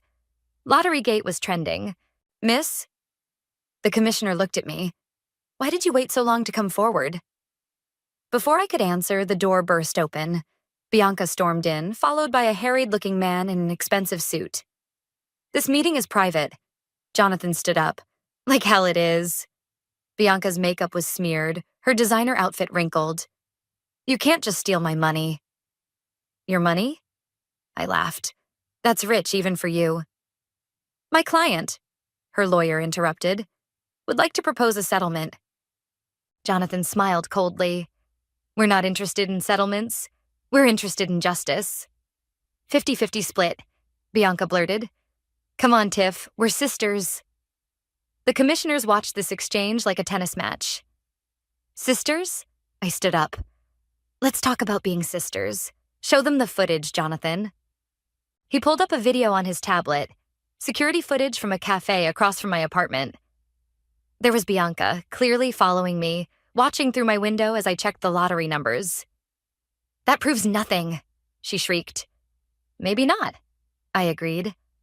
But this does. I played the recording from last night's dinner. Bianca's voice filled the room. I deserved it more. Her lawyer winced.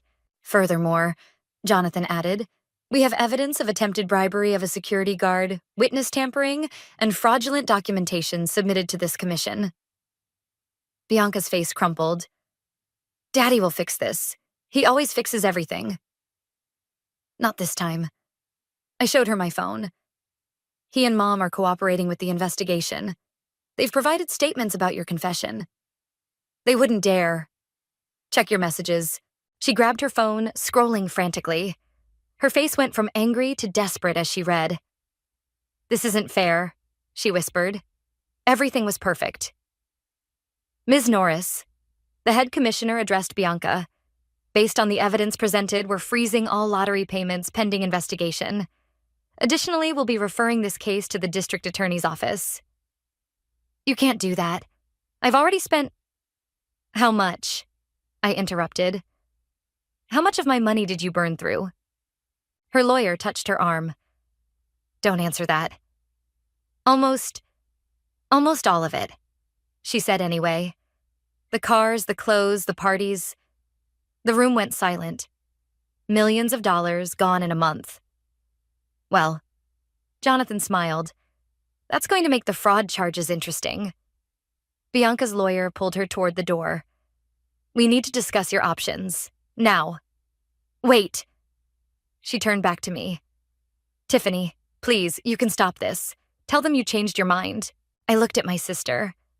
Really looked at her. The designer clothes couldn't hide her desperation now. You know what's funny? I said quietly. All those years, I thought something was wrong with me. Why didn't my parents love me like they loved you? Why wasn't I good enough? But now I realize they did me a favor. They made me strong, independent, everything you're not. I hate you, she spat. No, you hate that you can't control me anymore.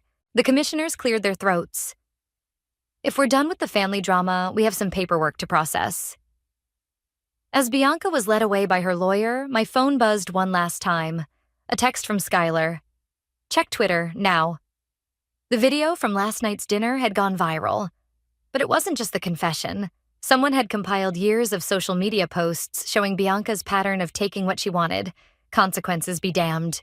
Your sister's going to need a very good lawyer, Jonathan commented. She's not my sister anymore, I replied. She's just someone who taught me a very expensive lesson about family. The head commissioner handed me a stack of forms. Fill these out. Once verified, we can begin the process of rightful payment. As I started signing, I caught my reflection in the window. For the first time in years, I looked peaceful. Strong. Bianca had always said karma wasn't real. I smiled, thinking of her face when the commissioners mentioned the DA's office. Karma might not be real, but justice? Justice was just getting started. The courthouse steps were crowded with reporters. 3 months had passed since the lottery commission meeting, and today was Bianca's sentencing hearing.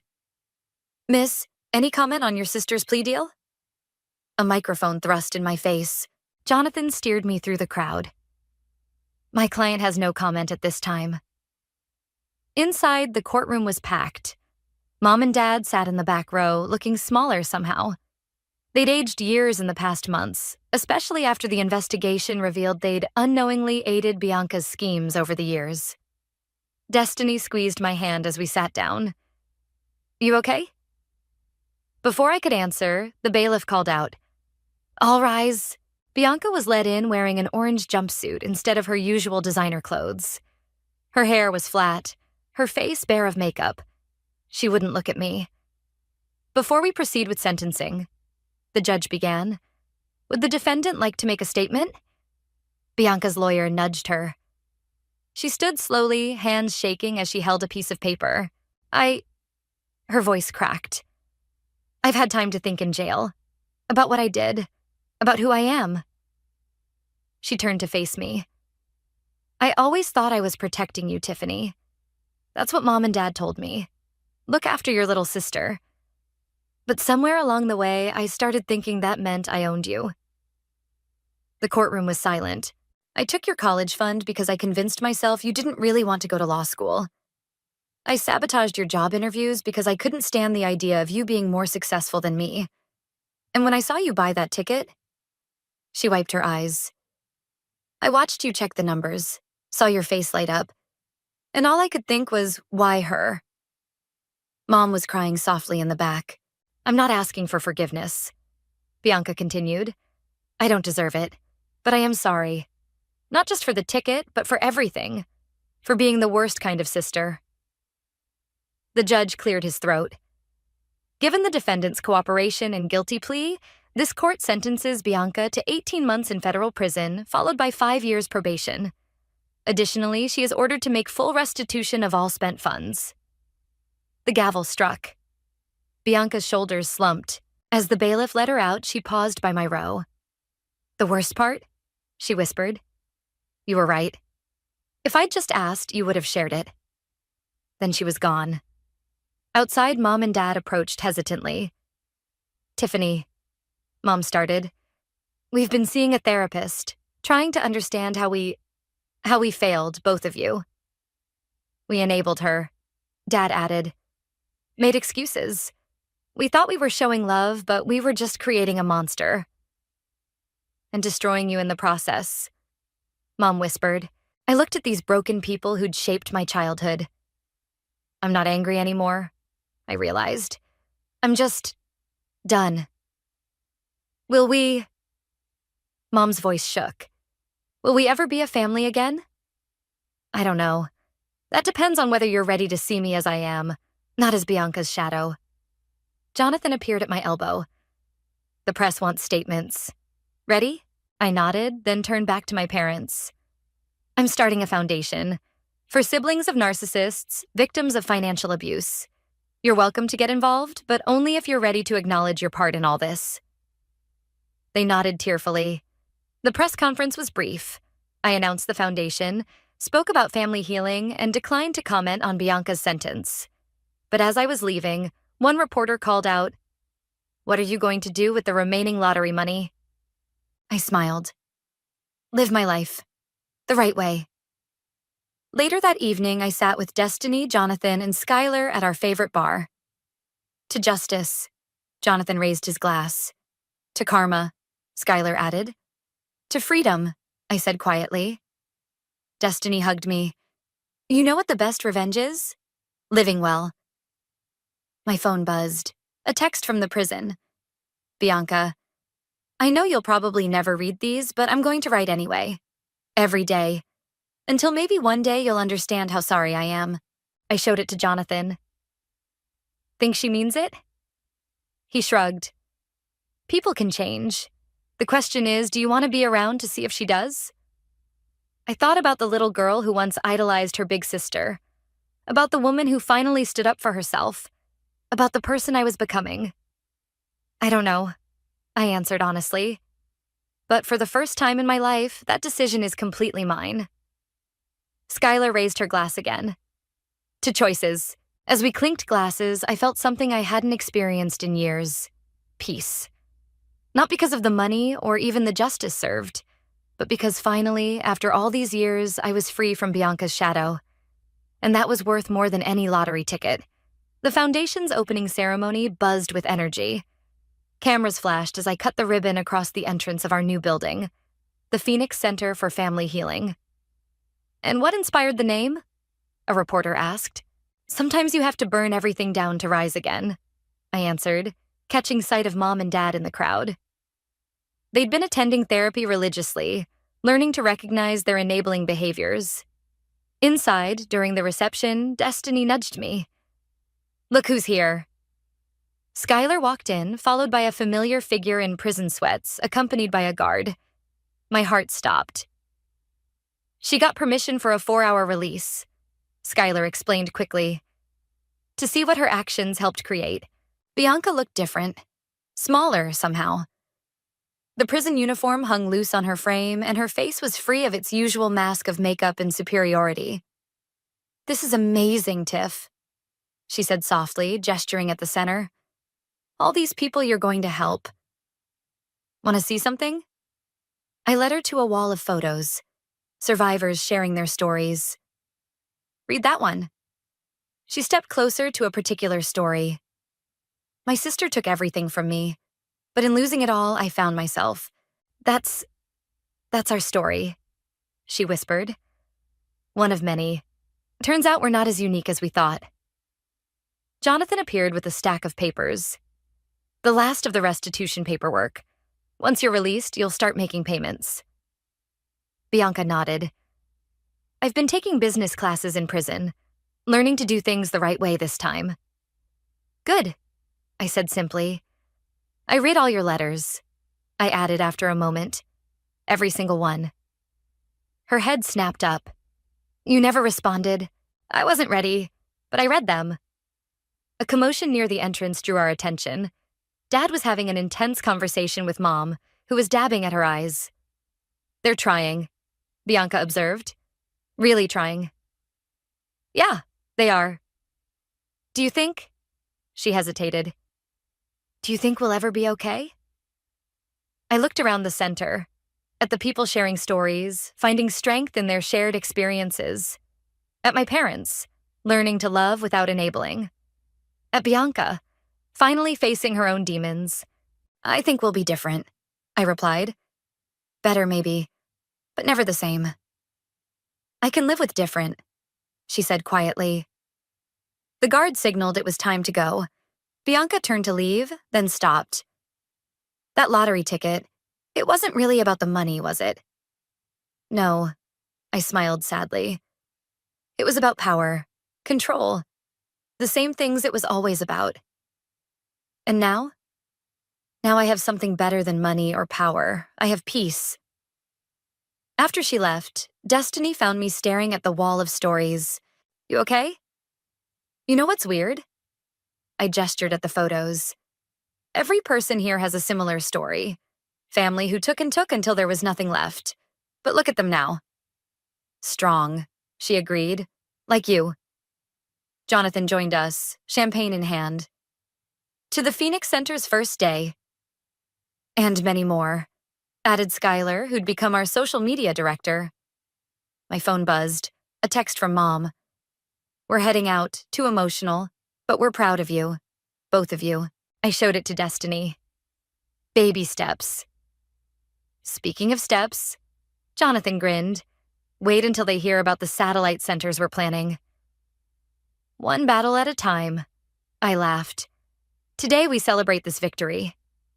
Looking around at my chosen family, Jonathan with his legal brilliance, Destiny with her unwavering support, Skylar with her tech-savvy loyalty, I felt something click into place.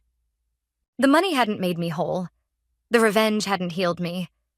What had transformed me was finally standing up and saying enough, finding my voice, my strength. A young woman approached me, clutching a registration form. "Is it really free? The counseling?" "Everything's free," I assured her. "That's what the foundation is for." "My sister," she started crying. "She took everything." I hugged her gently. "Then this is exactly where you need to be." As I helped her fill out the form, I caught my reflection in the window. I barely recognized the confident woman staring back at me. She looked nothing like the scared girl who'd bought a lottery ticket hoping to escape her sister's shadow. That ticket had changed everything, just not in the way I'd expected. Instead of buying freedom, it had forced me to fight for it, to earn it. And looking at all these survivors, these phoenixes rising from their own ashes, I knew I'd spent the money exactly right. Some things, after all, are worth more than gold. The crystal champagne flute trembled in my hand as I watched my sister-in-law Vivienne parade my daughter around the garden party like a prized show pony. And Eva's already been accepted to 3 Ivy League schools. she announced to anyone who would listen, her voice carrying across the manicured lawn. "We're so proud, aren't we, darling? My name is Lena, and I used to be somebody in this family before my husband's death turned me into a ghost." "Mom, did you hear? Yale's definitely interested." Eva bounced over, her eyes sparkling with the same excitement I used to see when she'd show me her artwork as a child. But now that sparkle wasn't for me, it was all for Vivian. "That's wonderful, sweetheart." I reached out to hug her, but she was already turning away, drawn back into Vivian's orbit like a magnetic force I couldn't fight. "Lena dear, you're looking comfortable today," Vivian said, eyeing my simple blue dress. "Though I suppose on a teacher's pension, one has to make do." She smoothed her own designer outfit, a knowing smile playing at her lips. "Some of us prefer substance over show, Vivian." I kept my voice steady, even as my fingers tightened around the stem of my glass.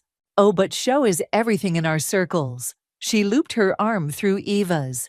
"Isn't that right, precious? Speaking of which, we simply must introduce you to Warren's son, Aiden. He's just returned from his semester in Monaco." I watched them glide away across the lawn, my daughter giggling at whatever poison Vivian was whispering in her ear. Around me, the party continued its elaborate dance, crystal tinkling, fake laughter, and the constant hum of money talking to money.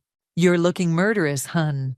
Rosalind, my best friend and fellow former teacher, appeared at my elbow with a fresh glass of champagne. "Here, you need this more than I do." "She's turning my own daughter against me, Roz." I accepted the glass, taking a long sip. "Everything I say, everything I do." Vivian twists it into proof that I don't belong in this world anymore. "Then maybe it's time to fight back," Rosalind suggested, watching as Vivian introduced Eva to a handsome young man I assumed was Aiden. "You still have cards to play."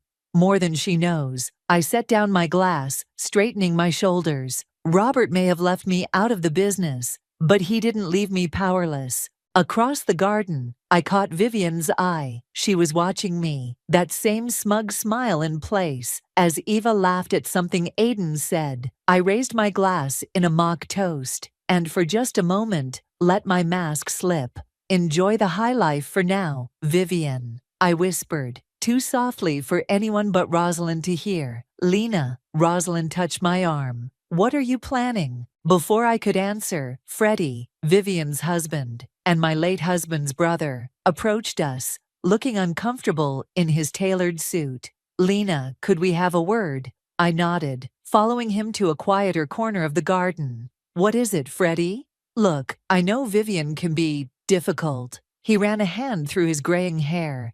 "But she means well. She just wants what's best for Eva."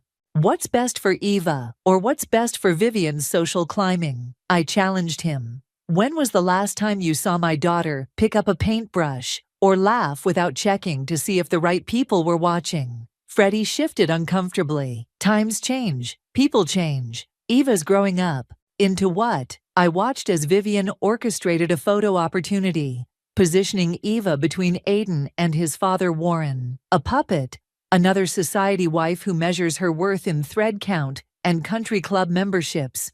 "You're being unfair," Freddie protested. But I could see the doubt in his eyes. "Am I? Then why did Robert make me executor of Eva's trust instead of you and Vivian?" I met his gaze steadily. He knew what would happen if the money came before the meaning.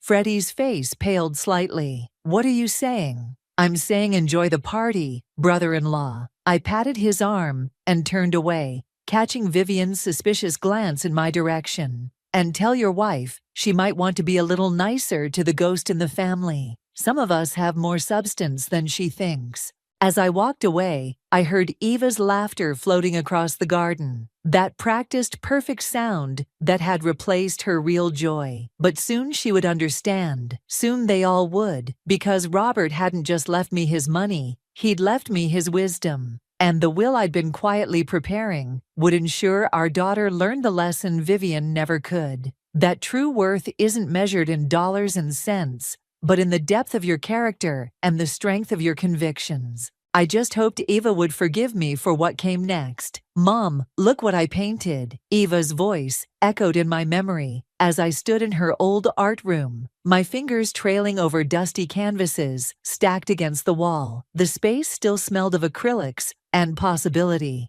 though no one had touched a brush here in over 2 years. "You're torturing yourself again," Rosalind said from the doorway. She'd come over to help me sort through some of Robert's old papers, but found me here instead. "Look at this one." I pulled out a canvas, a riot of colors, depicting our old family beach house. She painted this the summer before Robert died, before Vivian decided art wasn't sophisticated enough for a girl of Eva's standing. "I remember when she won that youth art competition," Rosalind said, stepping into the room. "Vivian actually showed up for that one." "Yes, and spent the whole time telling everyone how Eva was just exploring her creative phase before focusing on more suitable pursuits." I set the painting down carefully. That was the beginning of the end. The doorbell rang, interrupting my brooding. Through the security camera feed on my phone, I saw Martina waiting on the front step, clutching her usual folder of community project documents. "Come in," I called, meeting her in the foyer. "Sorry about the mess. We're doing some organizing." "No problem, Mrs. H." Martina's enthusiasm was infectious as always. "I brought the final proposals for the youth center renovation. The kids have some amazing ideas." We spread the documents across the kitchen island, and I felt the familiar surge of purpose that came with our community work. This was what Robert and I had always planned, using our resources to make real change, not just throwing money at charity galas. "Mom?" Eva's voice startled us all. She stood in the kitchen doorway, looking polished and perfect in her designer outfit. "I thought we had lunch plans." My heart sank. "That was yesterday, sweetheart. You canceled, remember? Vivian had tickets to that fashion show." "Oh, right." She shifted uncomfortably, eyeing Martina and the papers. "What's all this?" "The youth center project," I explained, hoping to spark her interest. "Remember how you used to help with the art programs there?" "That was ages ago," Ava dismissed. But I caught her glancing at the drawings some of the kids had submitted. "Anyway, I came to get my pearl earrings. Aiden's taking me to dinner at LeBlanc." "They're in your old jewelry box," I said. "Ava, why don't you stay for a bit? Martina could use some input on the art room design." "I can't. Vivian's taking me shopping first. She says presentation is everything at LeBlanc." Ava turned to leave, then paused.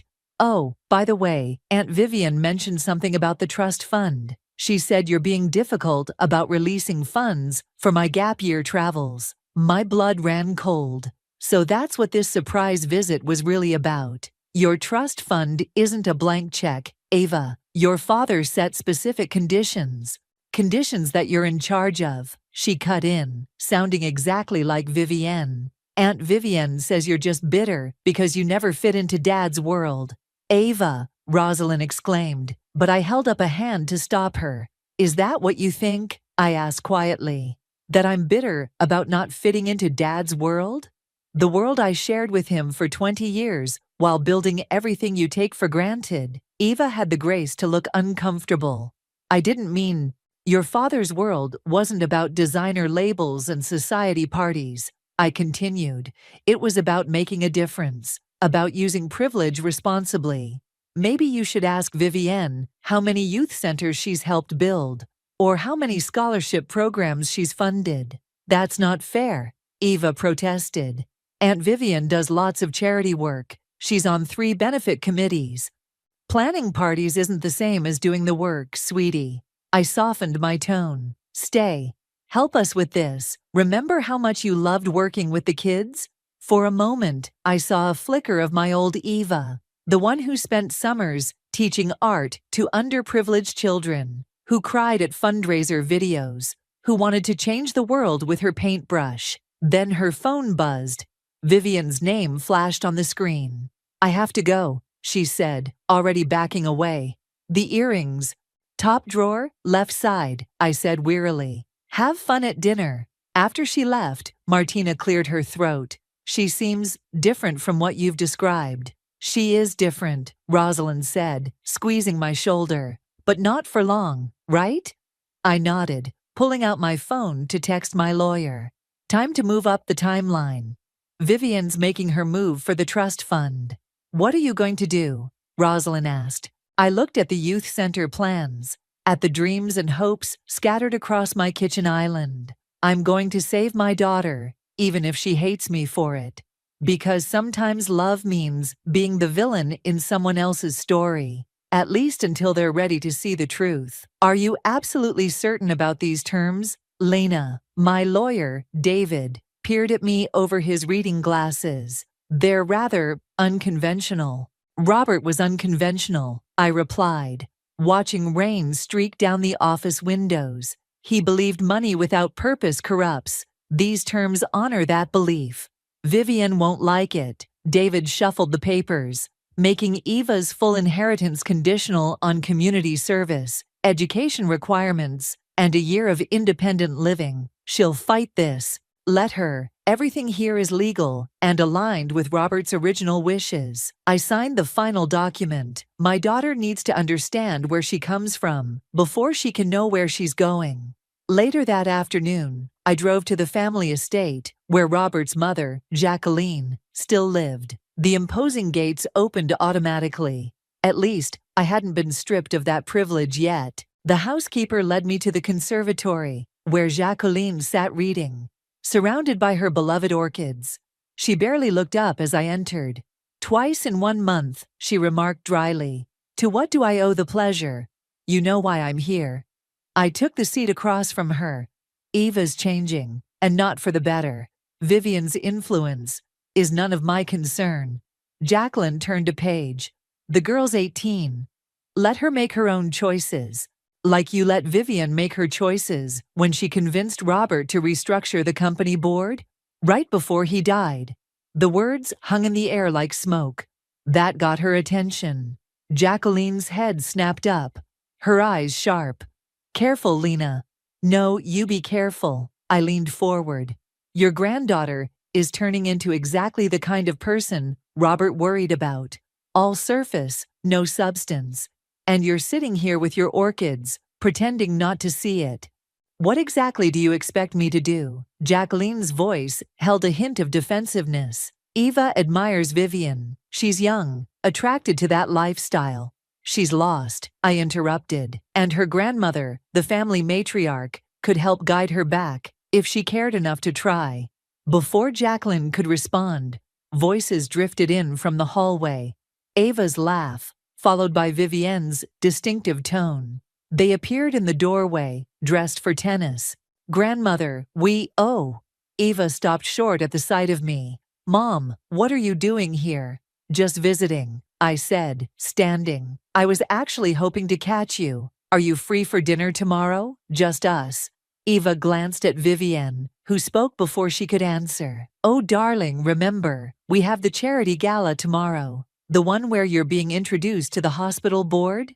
Right. Sorry, Mom. Eva didn't look particularly sorry. Maybe next week? The hospital board? I raised an eyebrow. I didn't realize you were interested in healthcare administration. Well, someone needs to carry on Robert's legacy there. Vivian cut in smoothly. And Eva has such natural leadership qualities, don't you, precious? I watched my daughter beam at the praise, and something inside me cracked. Robert's legacy? You mean the hospital wing he funded for pediatric cancer research? The one inspired by his work with actual sick children, not cocktail parties. Mom, please don't start. Ava's face flushed. This is important to me. Is it? Or is it important to Vivian? I challenged. When was the last time you visited the children's ward, talked to a patient, or are you just there to pose for photos? That's enough. Vivian stepped forward, placing herself between Eva and me. You're embarrassing yourself, Lena. Eva's growing into her role in society. Just because you never could. I chose not to. I corrected her. There's a difference. Grandmother, please tell Mom she's being ridiculous. Eva appealed to Jacqueline, who had remained silent throughout the exchange. The old woman looked between us, then returned to her book. I believe I'll stay out of this. Fine. Eva grabbed her tennis bag. Come on, Aunt Vivienne. We'll be late for our court time. And Mom? Don't bother with dinner invites for a while. I'm going to be very busy. They swept out, leaving me alone with Jacqueline and her orchids. The silence stretched between us like a chasm. You'll lose her if you push too hard, Jacqueline finally said, not looking up. I'm already losing her. I moved to the door, then paused. You know what Robert would say about all this? Robert's not here. Jacqueline's voice was tired. And the living must make their own choices. Yes, I agreed. They must, and I've made mine. Walking to my car, I texted David. Proceed with the will filing. It's time. My phone buzzed immediately with his response. Are you sure? Once this starts. I watched through the conservatory windows as Vivian and Eva crossed the tennis courts, their laughter carrying across the manicured grounds. My daughter, so beautiful, so lost, playing a game she didn't even realize she was losing. Yes, I typed back, I'm sure. Because sometimes the kindest cut is the deepest, and the truest love knows when to let the storm come. The anonymous letter arrived on a Tuesday, tucked between bills and junk mail. No return address, just my name in careful block letters. Inside, a single typed page. Mrs. Harper, Vivienne is planning to contest the trust fund terms. She's already contacted 3 lawyers. Watch your back. A friend. Well, that's ominous, Rosalind said, reading over my shoulder at my kitchen counter. Any idea who sent it? Could be anyone from the family lawyer's office to the household staff. I folded the letter carefully, but they're right. Vivian's been too quiet lately. So what's the plan? Rosalind pulled out her phone. I can still get us into tonight's charity dinner. My cousin's on the committee. Perfect, I smiled. Time to do some reconnaissance. The ballroom of the Grand Hotel sparkled with crystal and old money. I wore my best dress, a classic black number that helped me blend into the background.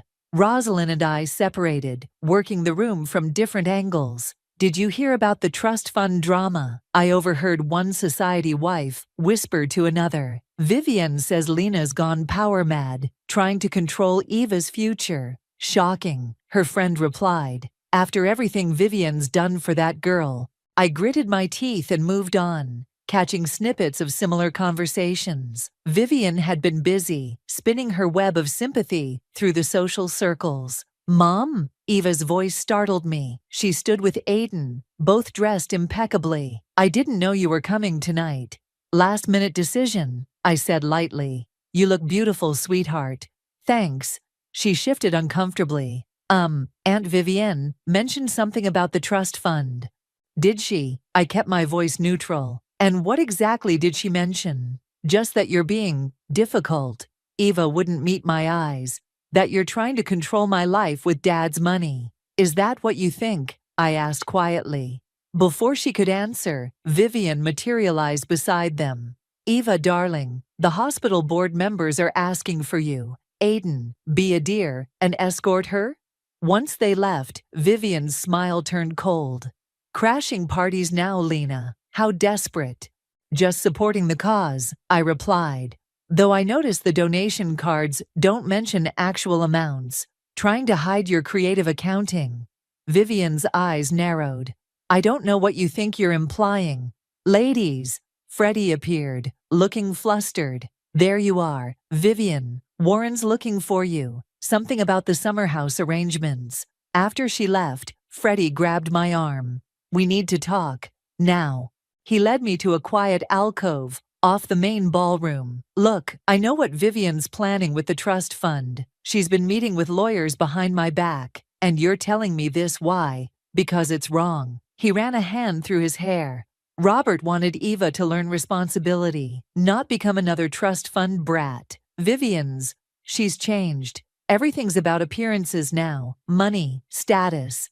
Finally noticed, did you? I couldn't keep the bitterness from my voice.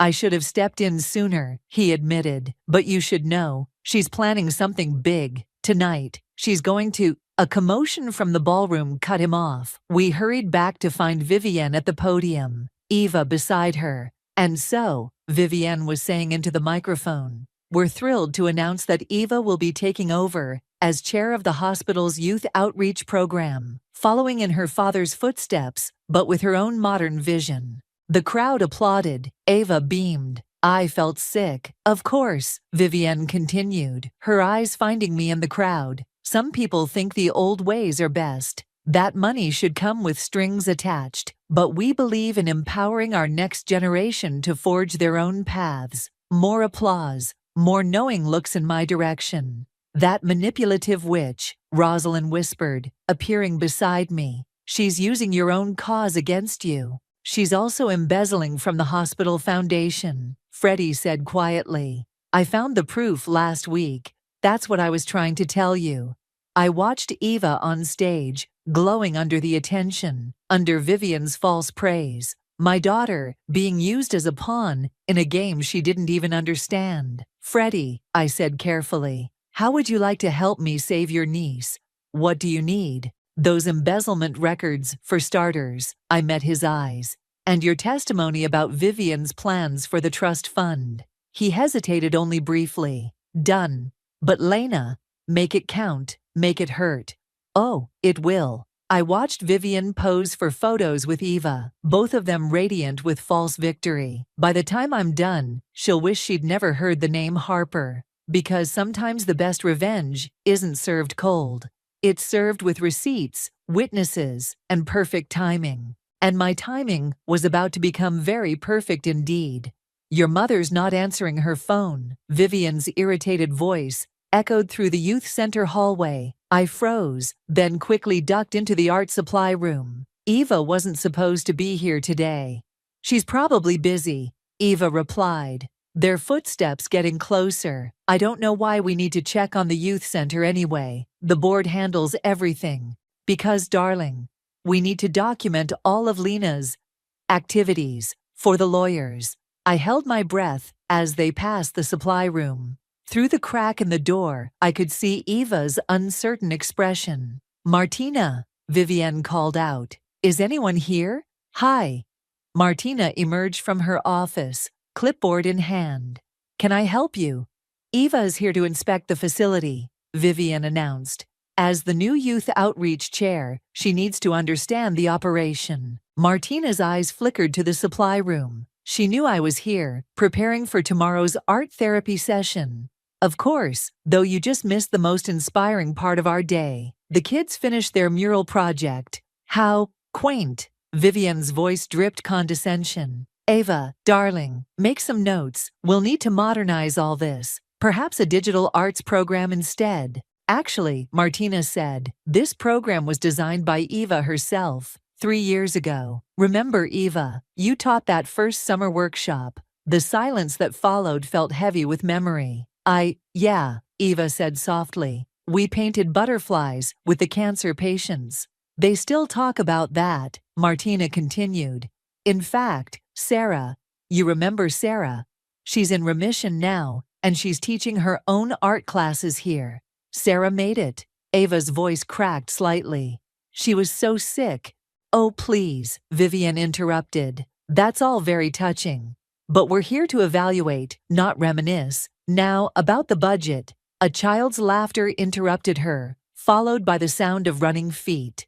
A small girl in a bright yellow dress burst into the hallway, clutching a painting. Miss Martina, look what Oh, the girl stopped short at the sight of strangers. Hello, Lucy, Martina smiled. Show us what you made. Lucy held up her painting proudly. It was a butterfly painted in brilliant blues and purples. I did it just like in the pictures, Lucy announced. The ones from Miss Eva's class. Miss Martina said you used to teach here, she added, looking at Eva with wide eyes. I watched through the crack as my daughter knelt down to Lucy's level. Something soft and real, breaking through her polished exterior. That's beautiful, Eva said.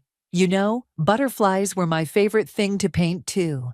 Really? Will you show me how to do the sparkly wings? Miss Martina tried, but she said you were better at it.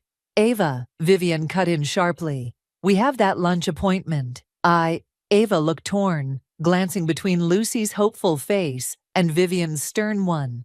The budget reports, Vivian pressed. The lawyers are waiting. Eva stood slowly, her shoulders stiffening.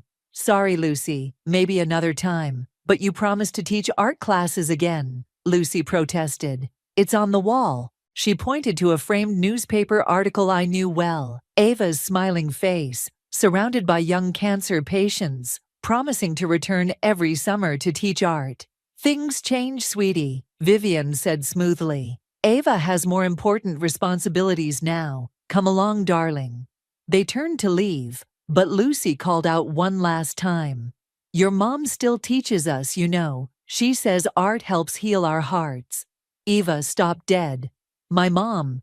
She teaches here. Every Tuesday and Thursday, Martina confirmed. She took over your classes after you stopped coming. I didn't. Eva turned to Vivienne. You told me the program was shut down, that they didn't want art classes anymore. I was protecting you, Vivienne said quickly. These people, this place, it's all beneath you now. You have real opportunities. Real opportunities. Martina's voice was quiet but firm. Like what? Planning parties while your mother actually helps kids heal? You know, Eva, she still hangs every butterfly painting in the cancer ward, just like you used to. I could see the conflict on Eva's face, the crack in her carefully constructed world. But before she could respond, Vivian grabbed her arm. We're leaving. Now. She practically dragged Eva toward the exit. And we'll be discussing the future of this facility's funding very soon. After they left, I finally emerged from the supply room. Lucy looked up at me with worried eyes. Did I say something wrong, Miss Lena? I knelt and hugged her tight. No, sweetheart, you said everything exactly right. Martina touched my shoulder. She remembered, Lena. Did you see her face when Lucy showed the butterfly? I nodded, hope blooming in my chest like one of Lucy's painted wings, because for just a moment I'd seen my real daughter again, the one who believed in healing hearts through art, not social climbing through charity galas. The crack was there. Now I just had to make it wide enough for the truth to shine through. Sign here, Eva. Warren pushed the legal document across his mahogany desk. It's a simple petition to remove your mother as trustee. I watched through the glass wall of the conference room, my heart pounding. After Freddie's tip, I'd arrived at Warren's law office just in time. I don't know. Eva hesitated, pen hovering above the paper. Shouldn't we wait until after the will reading tomorrow? Absolutely not, Vivian snapped. Your mother's planning something. We need to act now. I chose that moment to walk in. You're right about one thing, Vivian. I am planning something. This is a private meeting, Warren said, smoothly, trying to slide the papers into a folder. Nothing about my daughter's future is private to me. I placed my own folder on the desk. Eva, before you sign anything, there's something you need to see. Don't, Vivian warned. She's trying to manipulate you, like you've been manipulating her. I pulled out a document. Eva, do you know what your father's original vision was for your trust? Eva glanced at Vivian, then back at me. He wanted me to have security. He wanted you to have purpose, I corrected, which is why he left this letter. I handed Eva an envelope, sealed with Robert's personal stamp. Her hands trembled as she opened it. My dearest Eva, she read aloud. If you're reading this, you're about to make a choice that will define your future. Money can be a bridge to dreams or a barrier to growth. That's why I've arranged something special for you. A chance to see the world as I did when I was young. She looked up, confused. What does he mean? Your father spent a year working with humanitarian projects before starting his business, I explained. It shaped everything he became. He arranged the same opportunity for you. What? Vivian snatched the letter. This is ridiculous. Eva has commitments here, the hospital board, her social obligations. A year of real work, I continued, ignoring Vivian. With real people. Teaching art, therapy, in underprivileged communities, just like you used to dream about. Stop this, Warren interrupted. Eva, sign the petition. We can contest this manipulation. But Eva was staring at another photo, that had fallen from the envelope. Her father in worn jeans and a t-shirt, surrounded by smiling children, paintbrushes in hand. "Dad did this," she whispered. "It's where he learned what truly mattered," I said softly. "Where he decided to use his wealth for something bigger than status." "Don't listen to her," Vivian pleaded. "Think about Aiden, your future, everything we've planned." "You mean everything you've planned?" Eva's voice had an edge I hadn't heard in years. "Did you know about Dad's work? About any of this?" Vivian's silence was answer enough. "The choice is yours," I said. "Sign Warren's petition, take control of the trust, live the life Vivian's designed for you, or honor your father's wishes, travel, teach, create, make your own mark on the world." "She's 18, Warren protested. "She can't possibly—" "I'll do it," Eva interrupted. We all stared at her. "Dad's project. I want to do it." "Eva, no." Vivian grabbed her arm. "Think about what you're giving up." "I'm thinking about Lucy," Eva said quietly. "And Sarah. And all the kids I abandoned because you told me I was meant for better things. What's better than helping people heal through art? That's what Dad did, isn't it, Mom?" I nodded, throat tight with emotion. "This is insane," Warren blustered. "Vivian, do something." But Eva was already ripping up the petition. "I'm done letting you plan my life, Aunt Vivian. I want to make Dad proud. I want to make myself proud." "You'll regret this," Vivian hissed, "when you're stuck in some third world dump while your friends enjoy luxury." "The only thing I regret," Eva cut her off, "is letting you convince me that luxury matters more than legacy." She turned to me, and for the first time in years, I saw my daughter, really saw her. "When do we start?" "The will reading is tomorrow," I said. "Everything will be explained then. Are you sure about this?" Eva picked up her father's photo again, tracing his smile with her finger. "Yes, I think I finally understand what he was trying to teach me, what you've been trying to teach me." "This isn't over," Vivian snapped, gathering her designer bag. "Warren, we'll contest everything. The will, the trust, all of it. Good luck," I smiled. "Robert's wishes are quite clear, and now, so are Eva's." After they stormed out, Eva turned to me, tears in her eyes. "Mom, I'm so sorry for everything." "Don't be sorry," I hugged her close. "Be ready. Tomorrow changes everything. Because sometimes the best revenge isn't about destroying your enemies. It's about rebuilding what they tried to tear down, one brush stroke at a time."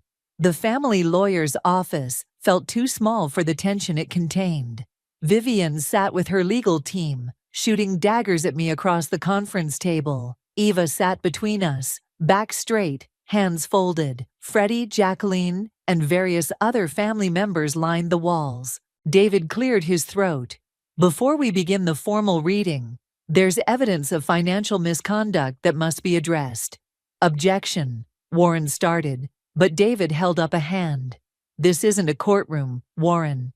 And you might want to hear this before you speak." He slid a folder across the table. "Bank records showing systematic embezzlement from the hospital foundation." "Care to explain?" Vivian. The color drained from her face. "This is absurd. I demand—" "I can confirm these records," Freddie spoke up, his voice steady. "I found them last week. Money meant for the children's ward, redirected to personal accounts." Vivian whirled on him. "You snake? After everything I've done for you, for me?" Freddie laughed bitterly. "You mean like maxing out our credit cards? Mortgaging the house without telling me?" "It's over, Vivian. I've already spoken to the hospital board." "If we could proceed," David interrupted, opening Robert's will. "The terms are quite specific." Eva squeezed my hand as David began to read. The room grew quieter with each revelation. "The bulk of the estate is to be held in trust, managed by Lena, with the following conditions for Eva's inheritance. 1 year of humanitarian work through the Robert Harper Foundation, followed by completion of a degree in either social work, education, or arts therapy." "This is ridiculous," Vivian burst out. "She's being forced into poverty work." "I'm being given a chance to make a difference," Eva corrected her. "Like Dad did." David continued. "Furthermore, Any attempt to contest these terms or manipulate their execution will result in the entire trust being redirected to establish art therapy programs in children's hospitals worldwide. Warren slumped in his chair. Vivienne's lawyers started whispering urgently. "There's more," David added. "Regarding the hospital foundation." He looked directly at Vivienne. "Any board member found misappropriating funds will be permanently barred from involvement, and their actions will be reported to the proper authorities." "You can't prove anything," Vivienne hissed, but her hands were shaking. "Actually," Freddie pulled out his phone. "I recorded our conversation from last week, the one where you explained exactly how you've been moving the money around. Would you like to hear it?" The room erupted in chaos. Vivienne's lawyers huddled around her. Warren tried to intervene, and several family members started arguing loudly. "Quiet!" Jacqueline's voice cut through the noise. She stood slowly, commanding attention as only a family matriarch could. "I've heard enough. Vivienne, you're done here. Get out." "Mother, please." I said get out, and expect a call from the hospital board's ethics committee. Jacqueline turned to Ava. "As for you, my dear, your father would be proud of your decision." Ava's eyes filled with tears. "Really? Really?" Jacqueline smiled, the first real smile I'd seen from her in years. "In fact, I have something for you." She pulled out an old, worn sketchbook, your father's journal from his humanitarian year. "I've been saving it for the right moment." As Ava clutched the journal, Vivienne made one last desperate play. "Ava, think about what you're giving up. The parties, the connections, your future with Aiden." "My future is my own." Ava stood, voice firm, "and I choose to build it on something real." "Then you're as foolish as your mother," Vivienne spat, gathering her things. "Good luck saving the world with paintbrushes and poverty tours.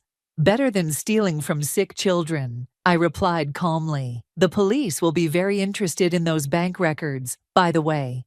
Vivienne stormed out, Warren trailing behind her. The room gradually emptied until only Eva, Jacqueline, and I remained. "I should have stepped in sooner," Jacqueline said quietly. "Watched more closely, protected what Robert built." "We all should have done many things," I replied. "But we're doing them now." Eva opened her father's journal, gasping at a butterfly sketch on the first page. "Dad drew these too." "Every day," Jacqueline smiled. "He said art was the universal language of hope." "When do I leave?" Ava asked, looking up at me. "For the humanitarian project." 2 weeks, I said. "Unless you want more time to—" "No," she interrupted. "I've wasted enough time trying to be someone else." She hugged the journal close. "I want to be me again." As we left the office, I saw Rosalind waiting in the lobby. She took one look at our faces and broke into a huge smile. "Time to restart those art classes?" she asked Eva. "Time to restart everything," Eva replied. And for the first time in years, her smile reached her eyes.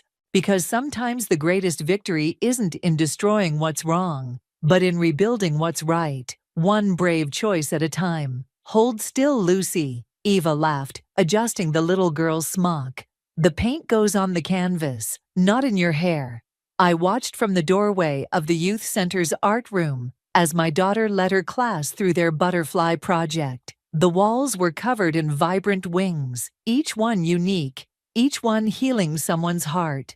"Miss Eva, look," Lucy held up her painting proudly. "I made it sparkly, just like you showed me." "It's beautiful," Eva beamed. "Want to hang it in the cancer ward with the others?" The door behind me opened, and Martina entered with a stack of papers. "The police just called.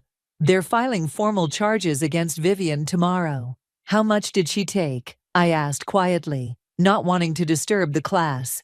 "Over 2 million. All meant for the children's medical equipment." Martina shook her head. "Freddie's testimony sealed it. She's facing serious time." A small commotion drew our attention back to the art room.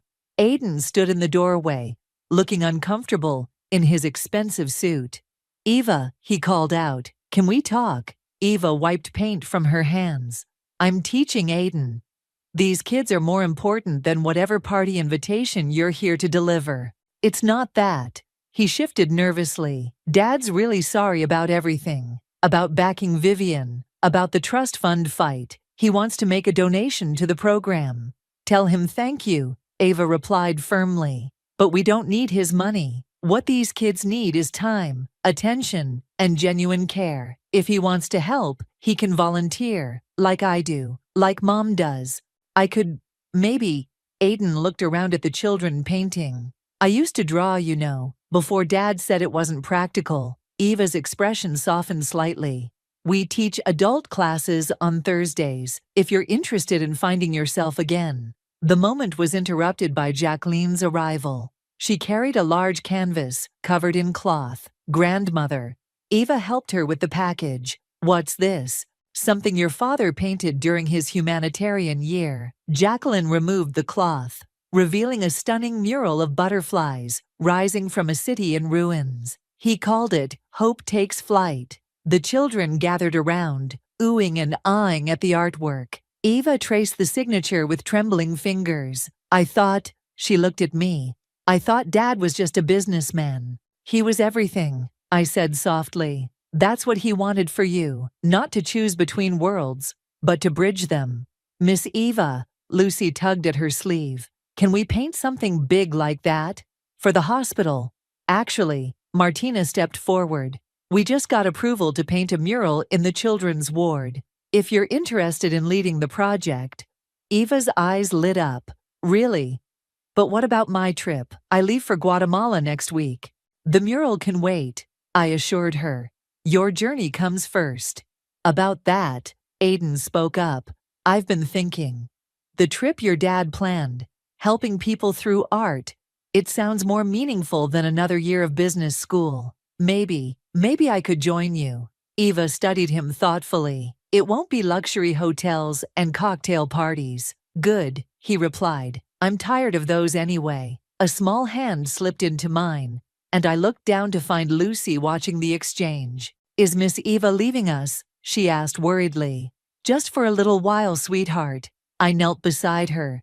She's going to help other children, like her dad did. But she'll come back with new stories, new techniques, and an even bigger heart. Promise. Lucy looked at Eva. Eva joined us, paint-stained and glowing with purpose. I promise.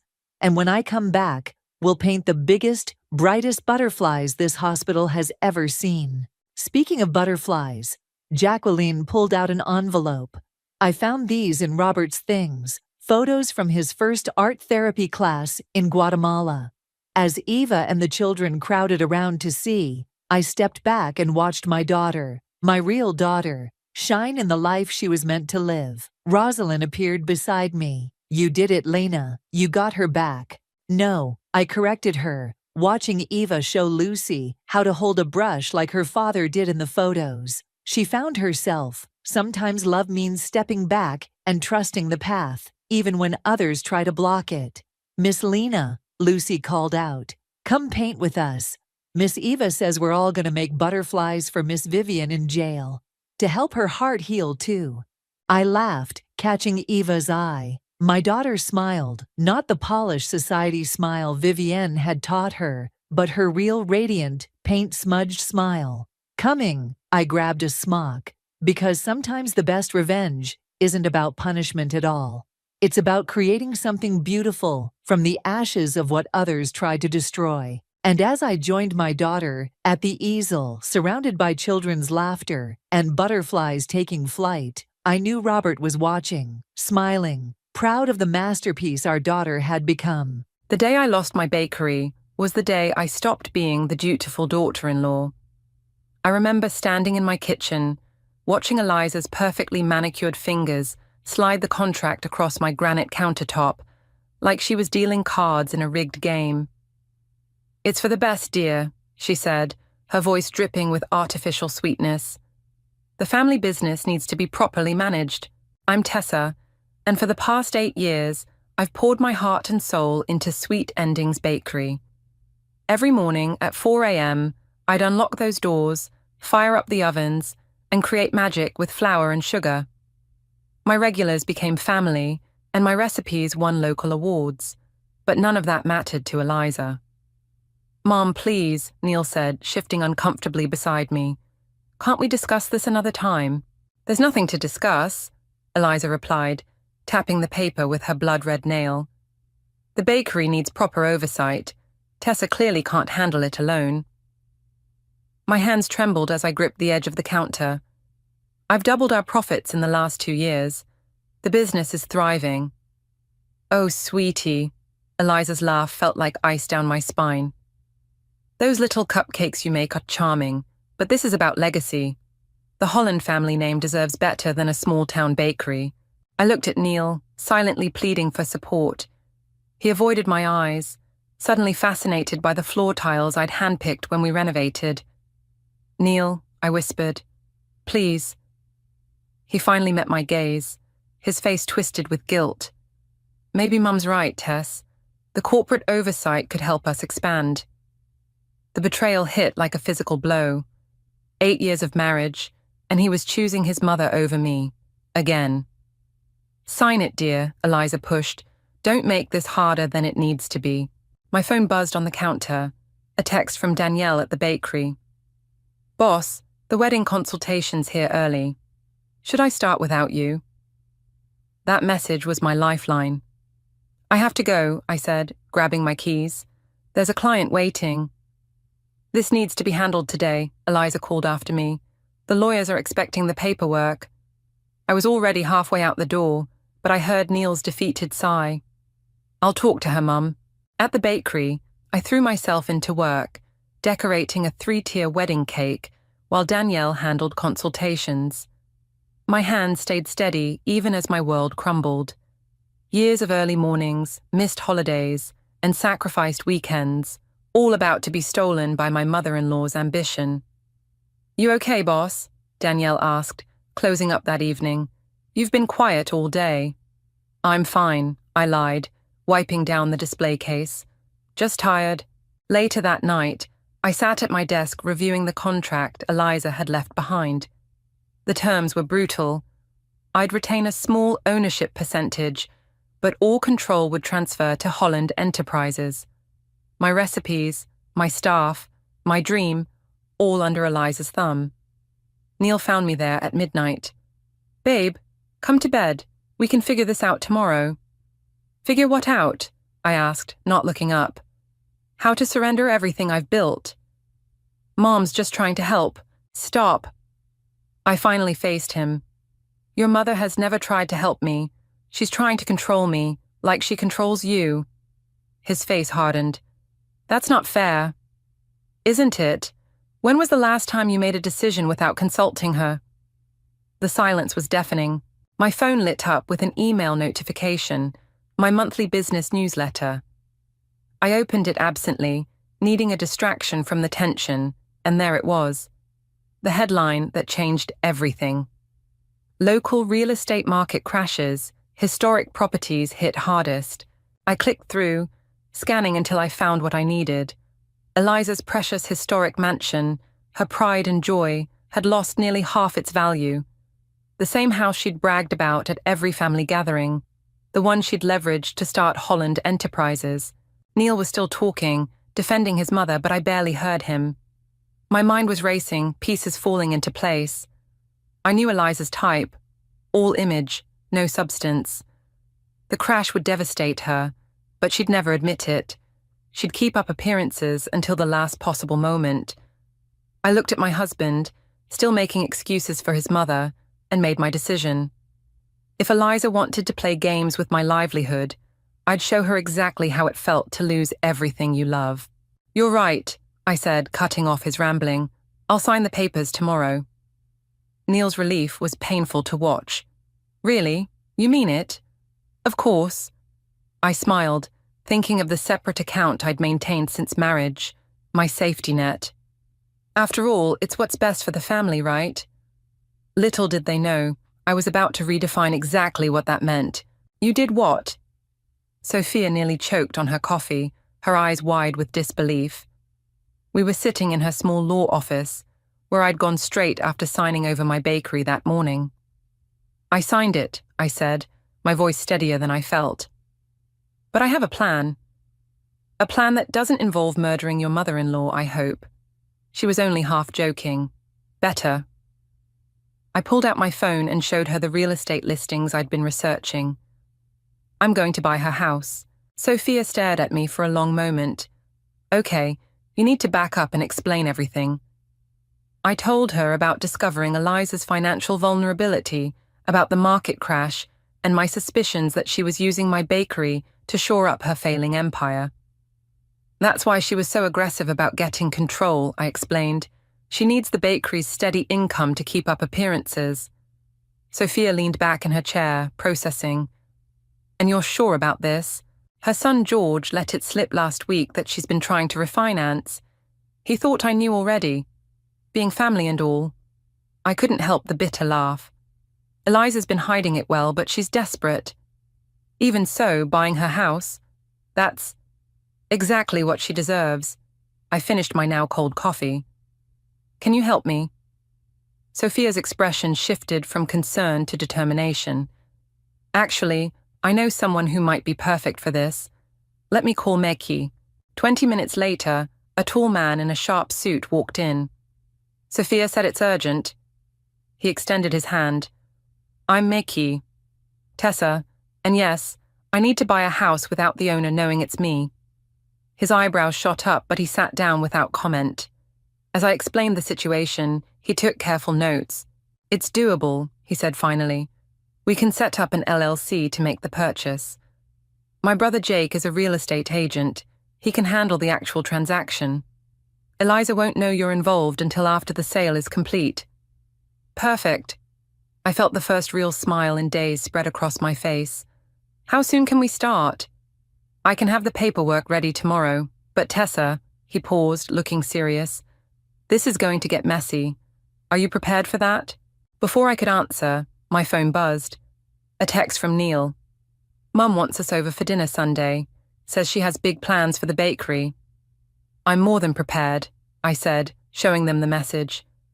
I'm counting on it. Later that afternoon, I was back at the bakery, now technically working for Holland Enterprises. Danielle was decorating cookies, shooting me worried glances. You seem different today, she said finally.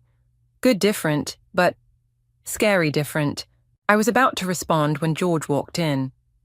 Neil's younger brother had always been the family rebel, keeping his distance from Eliza's controlling nature. Hey, sis! He grabbed a cookie from the display case. Heard about the big change, you okay? Just peachy, I replied, watching him carefully. How's your mom? Still trying to sell that big old house? God, I wish, he snorted. She's too proud to admit she can't afford it anymore. The property taxes alone are killing her, but heaven forbid she downsize. That must be stressful for her. Yeah, well, he shrugged. Maybe if she focused more on fixing her own problems instead of controlling everyone else's lives. After he left, Danielle turned to me. Did you see that glint in your eye? What are you planning? Let's just say changes are coming. I started gathering my things. Can you handle closing tonight? I have some appointments to make. That evening, I met with Miki and his brother Jake at their office. Jake had already pulled the property records and recent market analyses. The timing's perfect, he said, spreading out documents. The market crash has scared off most buyers, and the house has been quietly listed for months. We can probably get it for well below asking price. And you're sure this will work? I asked, looking at the complex legal documents Maki had prepared. The LLC structure is solid, Maki assured me. Eliza won't know you're involved until you choose to reveal it. I signed where indicated, then handed over the cashier's check I'd brought, my safety net, about to become my revenge. One more thing, Jake said as I stood to leave. Once we make the offer, things will move fast. Are you ready for what comes next? I thought about my bakery, about Neil's weakness, about years of Eliza's subtle manipulation and not so subtle control. I've spent 8 years being the perfect daughter-in-law, I said. I'm ready to be something else entirely. Walking to my car, I got another text from Neil. Mum's already talking about rebranding the bakery. Please try to be supportive on Sunday. I typed back a simple, "Of course, honey," and smiled. Sunday dinner was going to be interesting indeed. "The offer's been accepted," Jake announced over speakerphone. I gripped my cell phone tighter, ducking into the bakery's walk-in freezer for privacy. Eliza didn't even counter. She's desperate to sell. "How long until closing?" 2 weeks, max. Makey's expediting everything. I ended the call as Danielle poked her head in. "Boss, the corporate guy is here again. Says he needs to discuss the rebranding strategy." I stepped out to find a sleek-suited man waiting, laptop in hand. Eliza's minion, sent to destroy everything that made my bakery special. "Mrs. Holland asked me to review these changes with you," he said, pulling up a presentation. "We're thinking Holland's Fine Pastries for the new name." I bit my tongue, nodding along as he detailed their plans to replace my handwritten menu boards with digital displays and my vintage furniture with modern chrome and glass. "And of course," he continued, "we'll need to standardize the recipes. No more daily specials or custom orders. Everything needs to be consistent for potential franchising." My phone buzzed, a text from Sophia. "Papers are ready. Need your signature ASAP." "I have an appointment," I said, standing abruptly. "We'll have to finish this later." "But Mrs. Holland specifically requested." I said later. I grabbed my purse and headed for the door, pausing only to whisper to Danielle, "Don't let him change anything while I'm gone." At Makey's office, I found both brothers waiting with a stack of documents. "Once you sign these," Makey explained, "the house will belong to your LLC. Eliza won't know until the closing documents are filed." "And that's legal?" "Completely. Buyers have no obligation to reveal their identity until closing. By then, it'll be too late for her to back out." I signed everywhere they indicated, my hand steady despite my racing heart. "There's something else," Jake said, looking uncomfortable. "Eliza called this morning. She wants to accelerate the closing, says she has another property she's interested in. The bakery's money," I realized. "She's planning to use it to buy something else before anyone realizes she's in trouble." Back at the bakery, I found Neil waiting. His face was tight with tension. "Mum's wondering why you missed the meeting with the corporate team," he said, following me into my office. "She says you're being difficult." "Difficult?" I laughed harshly. "Like how she's being difficult about completely destroying everything I've built." "She's trying to help." "Stop saying that." I slammed my hand on the desk. "When are you going to see what she's really doing?" "And what exactly is she doing, Tessa?" His voice rose to match mine. "Because from where I'm standing, you're the one acting strange. Secret phone calls, disappearing in the middle of the day. You want to talk about strange?" I pulled out the corporate redesign plans. "Your mother wants to erase every trace of me from this place. 8 years of my life, gone because she says so, and you're letting her do it." Neil's face softened. "It's just business, babe. Change isn't always bad." Before I could respond, my phone buzzed with an email from Jake. "Urgent. Eliza's realtor requesting closing date move up to next week." "I have to go," I said, grabbing my keys. "Again?" Neil's expression hardened. "What's going on, Tessa?" "Nothing you need to worry about." I paused at the door. Just like I apparently don't need to worry about my bakery anymore. I spent the rest of the afternoon with Miki and Jake, rushing through paperwork and arranging finances. By evening, everything was set for closing in 5 days. Returning to the bakery after hours, I found Danielle still there, removing the corporate guy's sample displays. "He tried to change everything while you were gone," she said. "I told him all changes needed your approval first." "Thank you." I helped her take down the last digital menu board. "Things are going to get complicated soon. You might want to start looking for another job." "No way." She crossed her arms. "I'm staying right here. Someone needs to help you fight the evil empire." My phone lit up with a text from Neil. "Mom wants us over for dinner tomorrow. Says we need to discuss your attitude about the changes." Speaking of the evil empire, I showed Danielle the message. "Looks like tomorrow's the dress rehearsal for Sunday's main event." "Are you scared?" I thought about the house closing documents hidden in my bag, about Eliza's smug certainty that she'd won, about Neil's blind loyalty to his mother. No, I replied, surprising myself with how true it was. I'm ready. Danielle squeezed my arm. Give her hell, boss. I smiled, thinking of the storm about to break. Oh, I plan to. I really plan to. Congratulations, Meki said, sliding the final paperwork across his desk. You're officially a homeowner. Again. I stared at the documents, my hands trembling slightly as I traced Eliza's signature. She'd signed them this morning, still unaware of who really bought her beloved mansion. When will she find out? The deed records tomorrow. He leaned back in his chair. By law, she has 3 days to vacate once she receives the official notice. My phone buzzed, Neil calling for the 3rd time today. I sent it to voicemail. He's been trying to reach me since last night's dinner, I explained. It didn't go well. The previous evening had been a masterclass in passive-aggressive warfare. Eliza had spent the entire meal detailing her plans for my bakery, while I sat there, smiling and nodding, knowing her world was about to implode. The contractors start Monday, she'd announced over dessert. We'll need to close for 2 weeks for renovations. 2 weeks? I'd asked, keeping my voice neutral. What about our standing orders? Oh dear, she'd patted my hand condescendingly. Those small-time customers won't matter once we're properly positioned in the market. Those small-time customers paid for everything in that bakery, I'd snapped, finally losing my cool. Every tile, every oven, every recipe. Tessa, Neil had cut in sharply, Mom knows what she's doing. The rest of the evening had devolved from there. Now, sitting in Makey's office, I checked my messages. 3 from Neil, 1 from George. What did you say to Mum? She's been making calls all morning about some emergency meeting with her financial advisor. Looks like she's starting to feel the pressure, Makey observed. Are you sure you want to wait until Sunday to tell them? Sunday dinner is her thing, I said. Her power play. It's fitting that's where it ends. Back at the bakery, I found Neil waiting in my office. Where have you been? He demanded. Mom's been trying to reach you about the renovation schedule.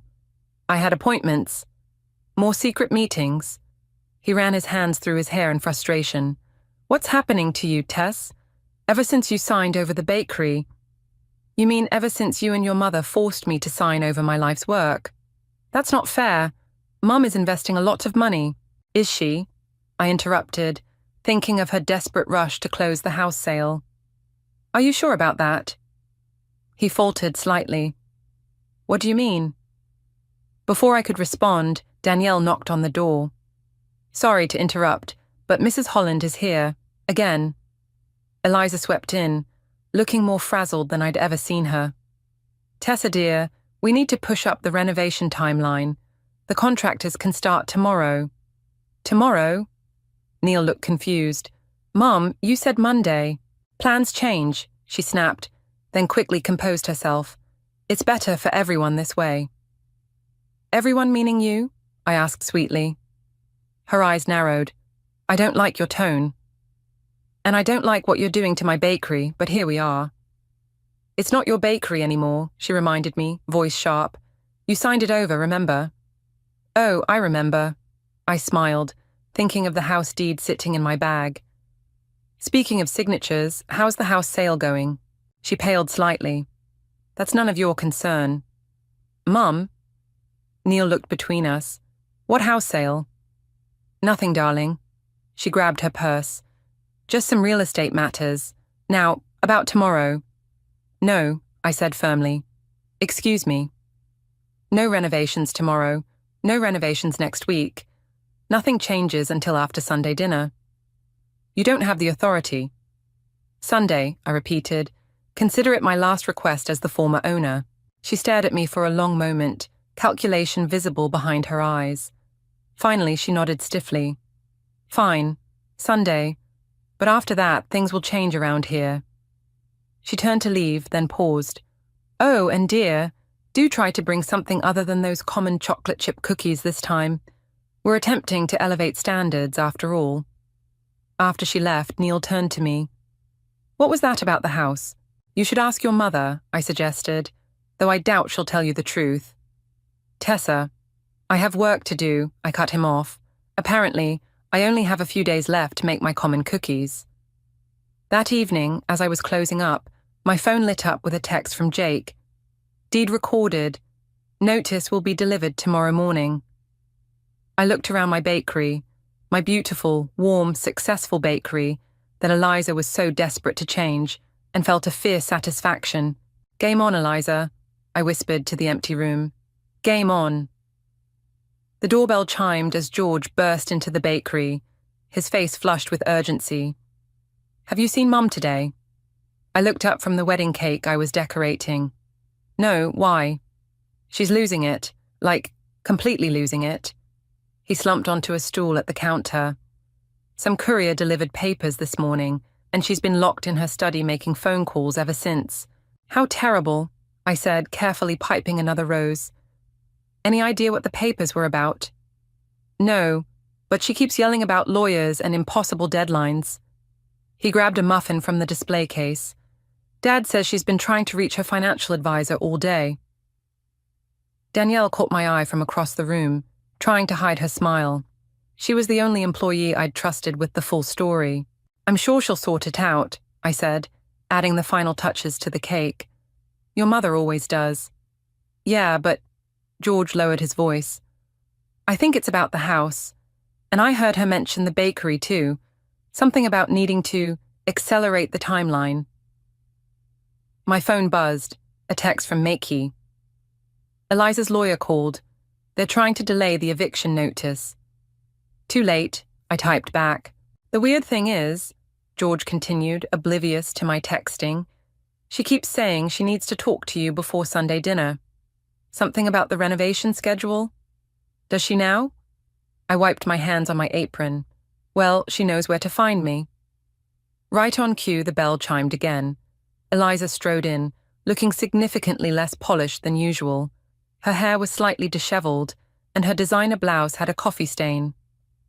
George, she snapped, what are you doing here? Just grabbing a snack, Mum. He held up his muffin. Everything okay? Fine.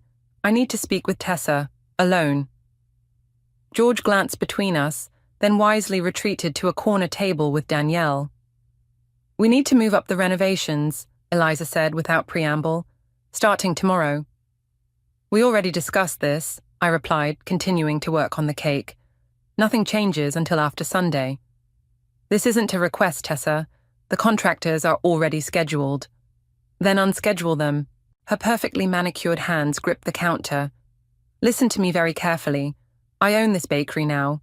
You will do as I say, or what? I met her gaze steadily. You'll fire me. Go ahead, but good luck running this place without my recipes, my suppliers, and my loyal customers. Mom, George called from his table. Maybe you should... Stay out of this, she snapped, then turned back to me. I've been patient with you, Tessa, but my patience has limits. Funny, I said. I was just thinking the same thing. Her phone rang, probably another lawyer, and she grabbed it frantically. This isn't over, she hissed before hurrying out.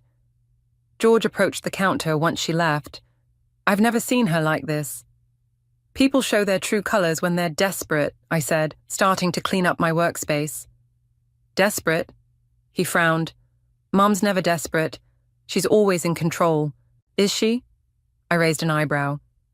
Maybe you should ask her about the house sale.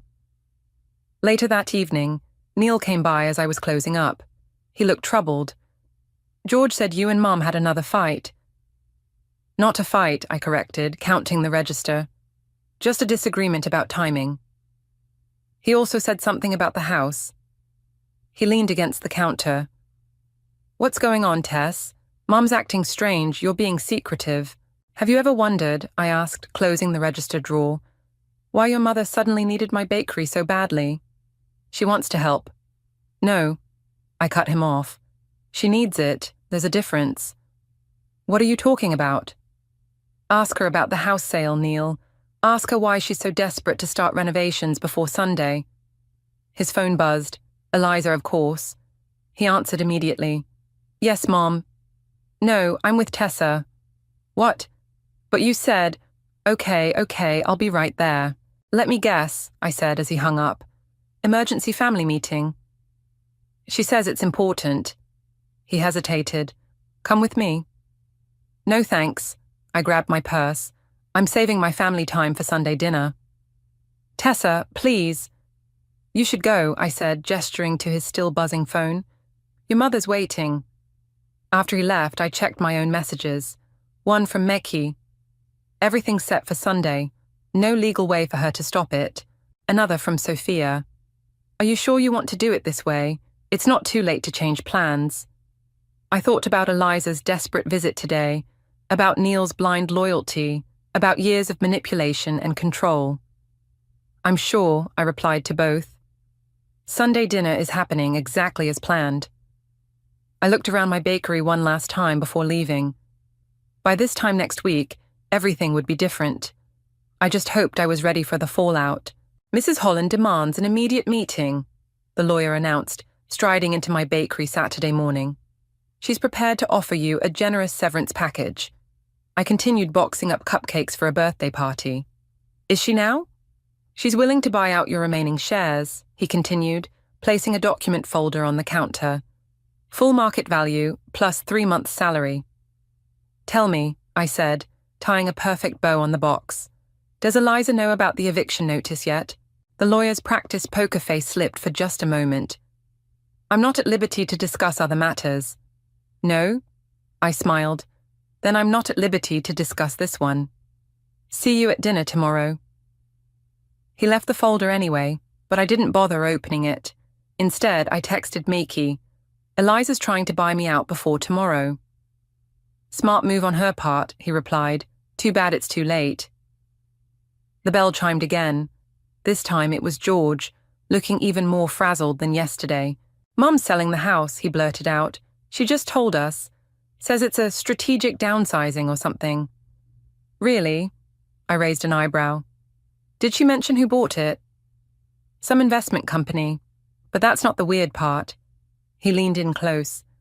She's insisting we all come to dinner tomorrow. Like mandatory attendance. Dad, me, Neil, everyone. Can't miss the weekly tradition, I said, starting another batch of cupcakes. Tessa! He grabbed my arm. What's really going on? First the bakery, now the house. Something's not right.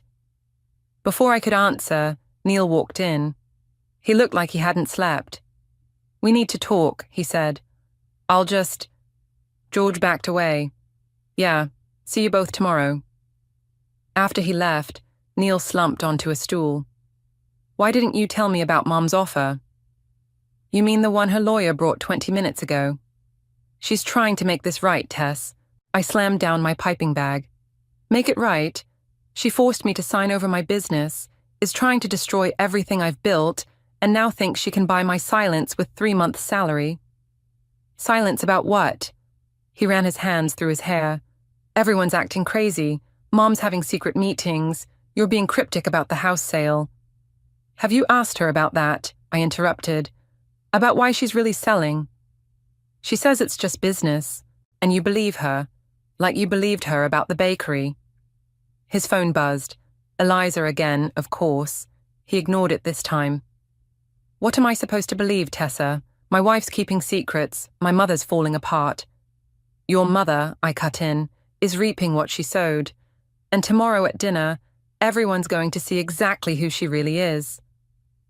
What's that supposed to mean? Another buzz, this time my phone. Jake had sent a photo of the final eviction notice, ready for tomorrow. You should go, I said, turning back to my cupcakes. Your mother probably needs you. Tessa, please.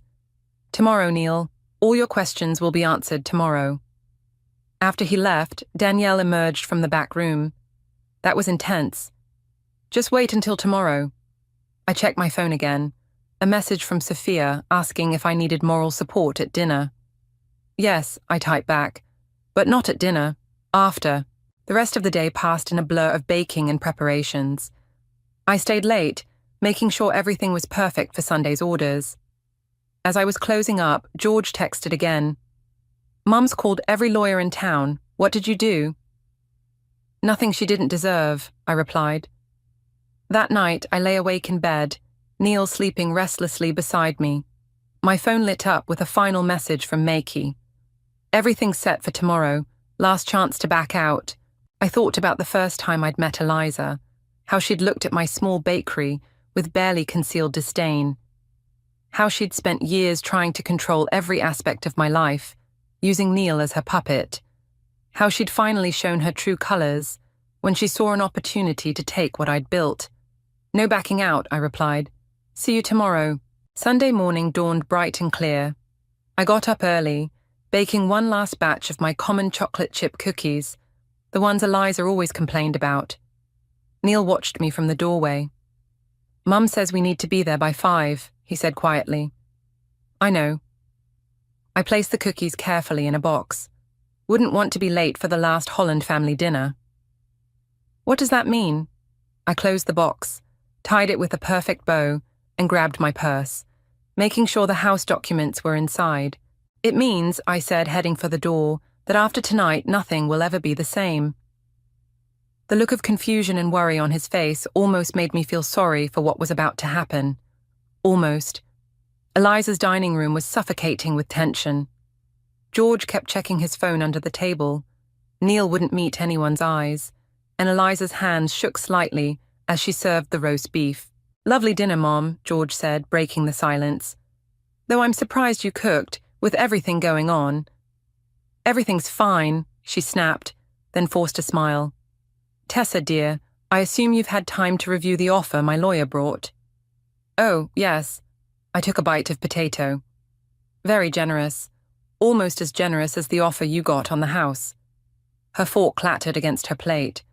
Neil's father looked up, confused. The house sale? I thought that wasn't public yet. It's not, Eliza said quickly. Just a private transaction, nothing to discuss. Really? I pulled out my phone, checking the time. Because I heard the new owners taking possession very soon. The doorbell rang, making Eliza jump. She glanced at the clock. 6 p.m. exactly. I'll get it, she said, standing quickly. No need. I smiled. They're here for me. The doorbell rang again, more insistent this time. George went to answer it, returning with a courier holding official-looking documents. Delivery for Mrs. Holland, he announced. Which one? I asked sweetly. Eliza snatched the envelope, her face draining of color as she read. This can't be right. What is it, Mom? Neil asked. It's... She looked at me, realization dawning. You're the buyer. Buyer? George grabbed the papers. Holy shit, Tessa bought the house? That's impossible, Eliza sputtered. The purchase was made by Summit Valley LLC. My LLC, I confirmed, taking another bite of potato. Formed specifically for this purpose. The deed was recorded Friday. Neil stood up so fast his chair fell backward. What's going on? Your wife, Eliza spat, has just revealed herself as the anonymous buyer of our family home. This is manipulation, I laughed out loud. Manipulation? That's rich coming from you. Tell them, Eliza. Tell them why you really needed my bakery. I don't know what you're talking about. The refinancing fell through, didn't it? I continued. The market crashed, the house lost value, and suddenly you needed a new source of income. Enter my profitable bakery. Mom? George was reading the papers. This is an eviction notice. 3 days to vacate. It's not legal, Eliza declared. I'll fight this. With what money? I stood up, pulling more documents from my purse. Your accounts are overdrawn.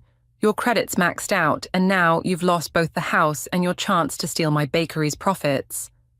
Neil grabbed the papers, scanning them frantically. These bank statements. Mom, is this true?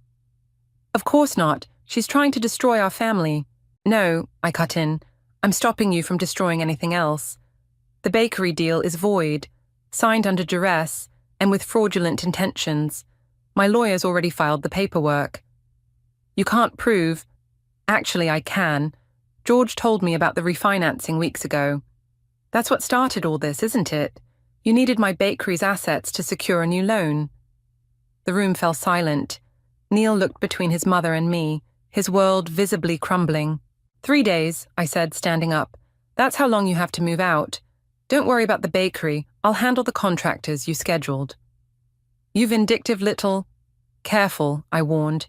The new owner of this house might decide to shorten that timeline. George let out a low whistle. Damn, sis. Remind me never to cross you.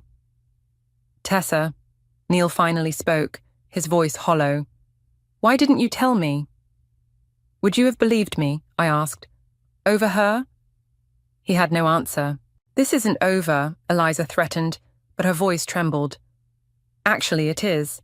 I picked up my purse. Oh, and those cookies you always complained about. They won first place at the state fair last month. Just thought you should know. I headed for the door, pausing in the doorway. George, Neil, you might want to help your mother pack. 3 days isn't very long to move out of a house this size.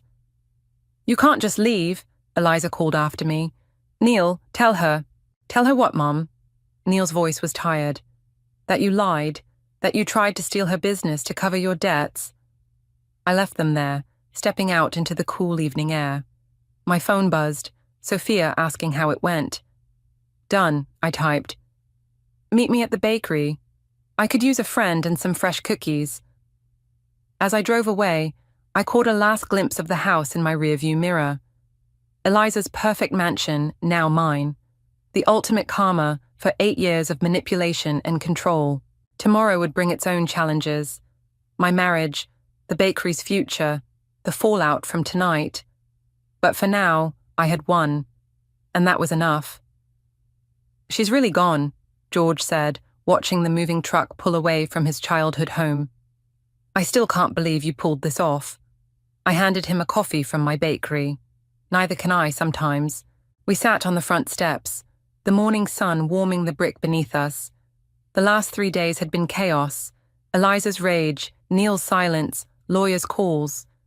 But now, finally, it was done. Neil's looking for you, George mentioned, sipping his coffee. He's been at the bakery every morning this week. I know. Danielle's been turning him away. He's different now. Since Sunday, it's like he's waking up from a long sleep. My phone buzzed, Sophia sending me property listings. I'd decided to sell the mansion, but not before using it for something special. Did you see the flyer? I asked George. He pulled it from his pocket, grinning. Community cooking classes for underprivileged kids. In Mum's precious gourmet kitchen. That's just evil. The first class starts next week. Your mother's marble countertops are about to meet 20 enthusiastic third graders learning to make pizza. Speaking of the bakery, George hesitated. Mum's been telling people you forced her out of a legitimate business deal. Let her talk. The truth has a way of coming out. Right on cue, my phone lit up with a news alert. Local businesswoman exposes financial fraud scheme. Mecky's contacts at the paper had come through. Well, George stood up, brushing off his jeans. I should go. Mum's expecting me to help her settle into her new apartment. How's she handling downsizing? Let's just say her new neighbors aren't impressed by her stories about her former mansion. After he left, I walked through the house one last time. The room still echoed with Sunday's confrontation, with Neil's final words to his mother. How could you do this to her? To us? The front door opened behind me. I knew who it was without turning around. You haven't been home in 3 days, Neil said quietly. I needed time to think. And now, I turned to face him.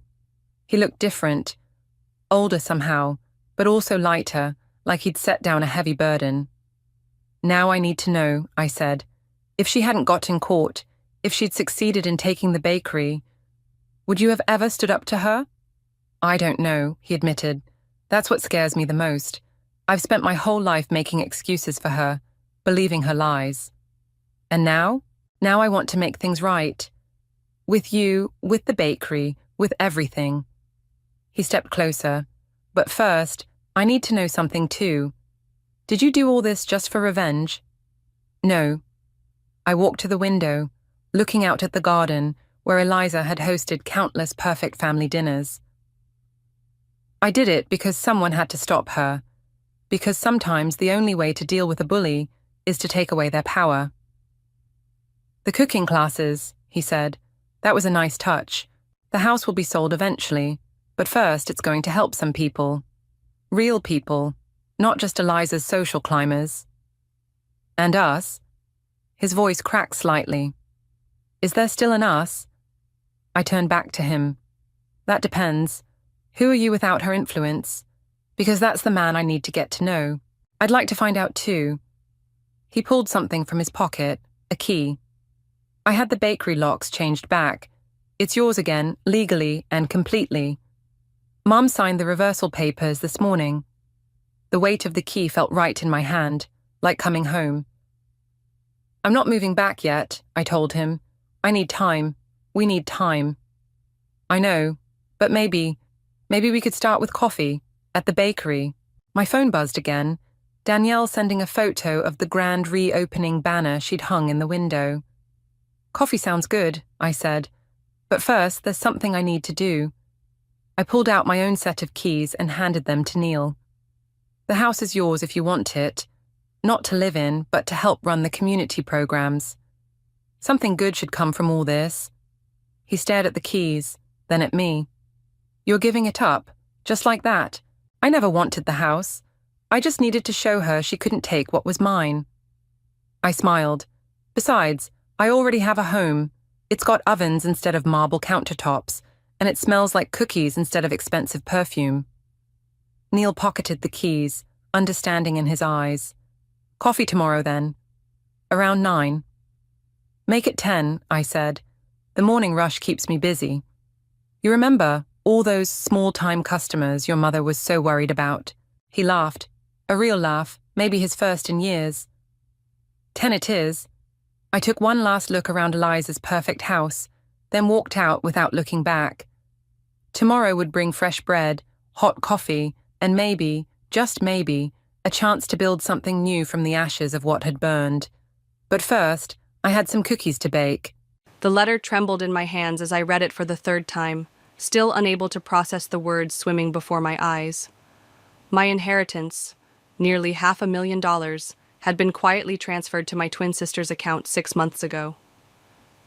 The same sister who'd spent the last year telling me to be patient, that Mom and Dad were working out the details of our shared inheritance. I'm Desiree, and this is how I discovered my perfect sister Talia had stolen my future. Did you know about this? I burst into Bowen's apartment, waving the letter I'd found buried in a stack of mail at my parents' house. My best friend looked up from his laptop, startled by my dramatic entrance. Whoa, Des, what happened? Read this.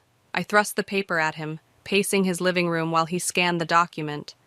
The setting sun cast long shadows through his window, matching my darkening mood. Holy shit, he whispered. Your parents just gave it all to Talia? Not exactly. I stopped pacing, my voice bitter. Talia convinced them she should manage my portion since I'm supposedly not responsible enough with money. Look at the date. This happened right after I quit my corporate job to start freelancing. Bowen's face darkened. That's seriously messed up. Have you confronted them? Not yet. I sank onto his couch, memories flooding back unbidden. You know what's funny? This isn't even surprising. It's just confirmation. What do you mean? Remember my 10th birthday? When Talia got a horse and I got riding lessons. On her horse? I laughed, but it came out hollow. Or high school graduation, when they bought her a car because she was valedictorian, and I got a laptop because second place wasn't quite good enough. Des. No, really, it's fine. I'm used to being the backup twin, the spare. I stood up again, unable to sit still. But this is different. This is my future they handed over to her. My phone buzzed. Speaking of the devil. Talia's text lit up my screen. Family dinner tonight? Mom's making your favorite. Look at this. I showed Bowen the message. She's been doing this for months, playing nice, keeping me close, probably making sure I don't find out about the money. What are you going to do? I stared at the text, a plan already forming. I'm going to that dinner, but first we need to stop at my apartment. I need to change into something perfect. 2 hours later, I walked into my parents' house wearing Talia's style, designer dress, elegant heels, subtle makeup, the kind of outfit she'd approve of, the kind that said responsible adult. Desiree! Mom rushed to hug me. You look lovely, sweetheart. Thanks, Mom. I hugged her back, fighting the urge to ask if she thought I looked responsible enough to manage my own inheritance. Talia swept in from the kitchen, immaculate as always in her cream silk blouse and tailored pants. Des, I'm so glad you came. She moved to hug me, but I stepped back, maintaining my smile. The letter was interesting reading, I said quietly. The color drained from her face. Behind her, Mom froze in the act of setting down a serving dish. What letter? Talia's voice was steady, but I caught the slight tremor in her hands. The one about my inheritance. The money you convinced Mom and Dad to let you manage for me. I kept my voice light, pleasant. You know, the one you had them sign while I was away at that freelance conference? Desiree, honey, Mom started, but I held up my hand. No, let Talia explain. I'd love to hear how she justified taking control of my future. It wasn't like that, Talia protested, her perfect composure cracking. I was trying to protect you. You'd just quit your job. You weren't thinking clearly. Stop. My voice cut through her excuses like a knife. Just stop. For once in your life, stop pretending you're doing things for my own good. I turned to leave, but paused at the door. You know what the worst part is? I actually believed you were on my side this time. Silly me, right? As I walked to my car, my phone buzzed again. Another text from Talia. Please let me explain. You don't understand. I didn't reply. Instead, I called Bowen. How'd it go? Exactly as expected. I started my car, a strange calm settling over me. You know what? I'm done being the backup twin. It's time Talia learned what it feels like to lose something she thinks belongs to her. What are you planning? I smiled, watching the lights come on in my parents' house as the sun disappeared completely. Something perfect. I quit. The words felt surprisingly good coming out of my mouth as I stood in my boss's office, resignation letter in hand. After the inheritance revelation, staying in this dead-end job felt like another way of letting Talia win. But, Desiree, you're one of our best content writers, Marcus stammered, clearly caught off guard. Is this about the promotion? Because I can explain. The one you gave to Jenna last week? No, this isn't about that. I placed the letter on his desk. This is about me finally deciding to stop settling. As I packed up my desk, my phone lit up with another message from Talia. Mom's worried sick. Please call her. Delete. Bowen was waiting for me outside the office building, 2 coffee cups in hand. So, you actually did it? Yep. I took one of the cups, breathing in the familiar scent of my favorite latte. Thanks for being my getaway driver. Always.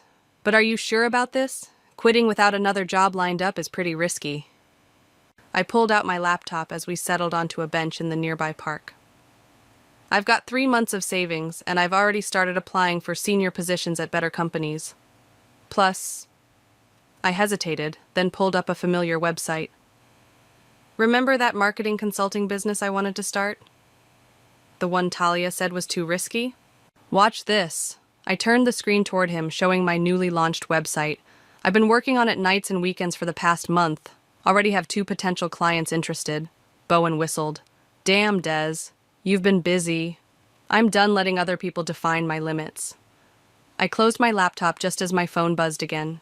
This time it was my mother. Desiree, please, we need to talk about this. About what, Mom? About how you and Dad let Talia take control of my inheritance without even telling me? We were trying to protect you. You've always been so impulsive with money. I laughed bitterly. Impulsive? I've never missed a bill payment in my life. I put myself through grad school while working full-time. The only impulsive thing I've done was quit a soul-crushing job to try freelancing. Which proved our point. You gave up a stable career? I'm hanging up now, Mom. When you're ready to treat me like an adult, call me back. Bowen gave me a sympathetic look as I ended the call. You okay? No, but I will be. I pulled up my email, scanning through job listings. I need something big. Something that'll show them all I'm not just Talia's less successful twin. Speaking of Talia... Bowen nodded toward the street. My sister was walking toward us, looking perfectly put together as always. Desiree, we need to talk. She sat down uninvited, her designer purse perched on her lap. I just heard you quit your job. This is exactly why. Why you stole my inheritance, I cut her off. Because I'm so irresponsible? I didn't steal anything. I'm protecting it for you. Look, she leaned forward, lowering her voice. I just bought that beautiful house in Riverside Heights. Once it's paid off, I'll help you get your own place. I stood up abruptly. You bought a house with my money? Our money, she corrected. And it's a great investment. In a few years, save it. I gathered my things, hands shaking with anger. You know what, Talia? Keep the money, keep the house, keep playing the perfect daughter. I'm done competing with you. As I walked away, I overheard her talking to Bowen. She's being ridiculous. You know how emotional she gets. This is exactly why Mom and Dad agreed with me about the money. I was halfway down the block when Bowen caught up with me. Des, wait. You need to hear something. What? After you left, Talia mentioned the house is technically under a corporation name for tax purposes. She's just renting it back from the company. I stopped walking. What company? Murphy Heights LLC or something. Why? A slow smile spread across my face. Because, my dear friend, I think I just found my way to beat Talia at her own game. I pulled out my phone and dialed a number I'd saved months ago but never used. Hi, is this Mateo Rogers, the real estate investor? I have a business proposition for you. Bowen raised an eyebrow. What are you planning? Something perfectly calculated, I replied, watching Talia's retreating figure in the distance. For once, I'm going to be the twin who comes out on top. Congratulations, you're hired. The words I'd been hoping to hear came through my phone's speaker as I paced around my apartment. The marketing director position at Rivers & Associates would more than double my previous salary. Thank you so much. I can't wait to start, I replied, trying to keep my voice professional while doing a silent victory dance. As soon as the call ended, I texted Bowen. I got it! My phone rang immediately. Details. Now, he demanded. Full benefits, stock options, and get this, they're giving me a signing bonus. Des, that's amazing. We need to celebrate. Dinner tonight? Can't. I'm meeting with that real estate investor, Mateo. But tomorrow? Deal. And hey, have you told your family about the new job? I snorted. Why would I? So Talia can explain why it's not as impressive as her career? 3 hours later, I sat across from Mateo Rogers in a quiet coffee shop downtown. He looked exactly like his LinkedIn photo. Sharp suit, carefully styled hair, calculating eyes. So, he said, stirring his espresso, you want to buy your sister's house without her knowing it's you. Is that possible? He leaned back, studying me. Legally? Yes. The house is owned by a holding company that's looking to sell. But why the secrecy? Let's just say I want to be sure the deal goes through without emotional complications. Interesting? He pulled out his tablet, swiping through some documents. You know, your sister wasn't exactly forthcoming about certain aspects of the property when she bought it. What do you mean? He glanced around before lowering his voice. The house had some issues. Foundation problems she didn't disclose to the holding company when she started renting. I was the agent who handled that deal. And you're telling me this because I believe in karma. He smiled thinly. The asking price is $850,000, but given these undisclosed issues, we could probably get it for much less. Say, $720,000? I did some quick math. With my new salary, signing bonus, and savings, I could make this work. And you can keep my name out of it? I have a shell company we can use. Your sister will never know who the real buyer is until you want her to. As we discussed details, my phone buzzed with a text from Mom. Talia told us you got a new job. Why didn't you say anything? Please come to dinner Sunday. I showed Mateo the text. See what I mean about emotional complications? He nodded sympathetically. Family business is always messy. Speaking of which, he hesitated. There's something else you should know about your sister. What? The real reason she got such a good deal on that house initially? She had leverage over the previous owner, information that could have ruined his reputation. I sat back, stunned. She blackmailed him? Let's just say she's not as perfect as she appears. He gathered his papers. Think about the offer. but don't wait too long. Other buyers are interested. Later that evening, I sat in my apartment, staring at Mom's text. Finally, I replied, "Sorry, can't make dinner. Too busy with the new job." My phone rang almost immediately. "Desiree," Mom's voice was strained. "Please don't shut us out. We're proud of you getting this new position." "Really? Did Talia approve of it first?" "That's not fair. Your sister loves you. She's just trying to control me, to keep me in her shadow, to steal my inheritance and buy herself a fancy house." "The house is an investment for both of you." "Right, an investment she made with my money, without my knowledge." I took a deep breath. "Mom, I have to go. I have a meeting to prepare for." After hanging up, I called Bowen. "Remember how we wondered if we should feel bad about my plan to buy Talia's house? Yeah? Turns out she blackmailed the previous owner to get it in the first place. Holy shit, what are you gonna do?" I opened my laptop, pulling up my banking information. "I'm going to call Matteo tomorrow and make an offer." I started typing an email to my new bank. It's time for little Miss Perfect to learn what it feels like to be on the other side of manipulation.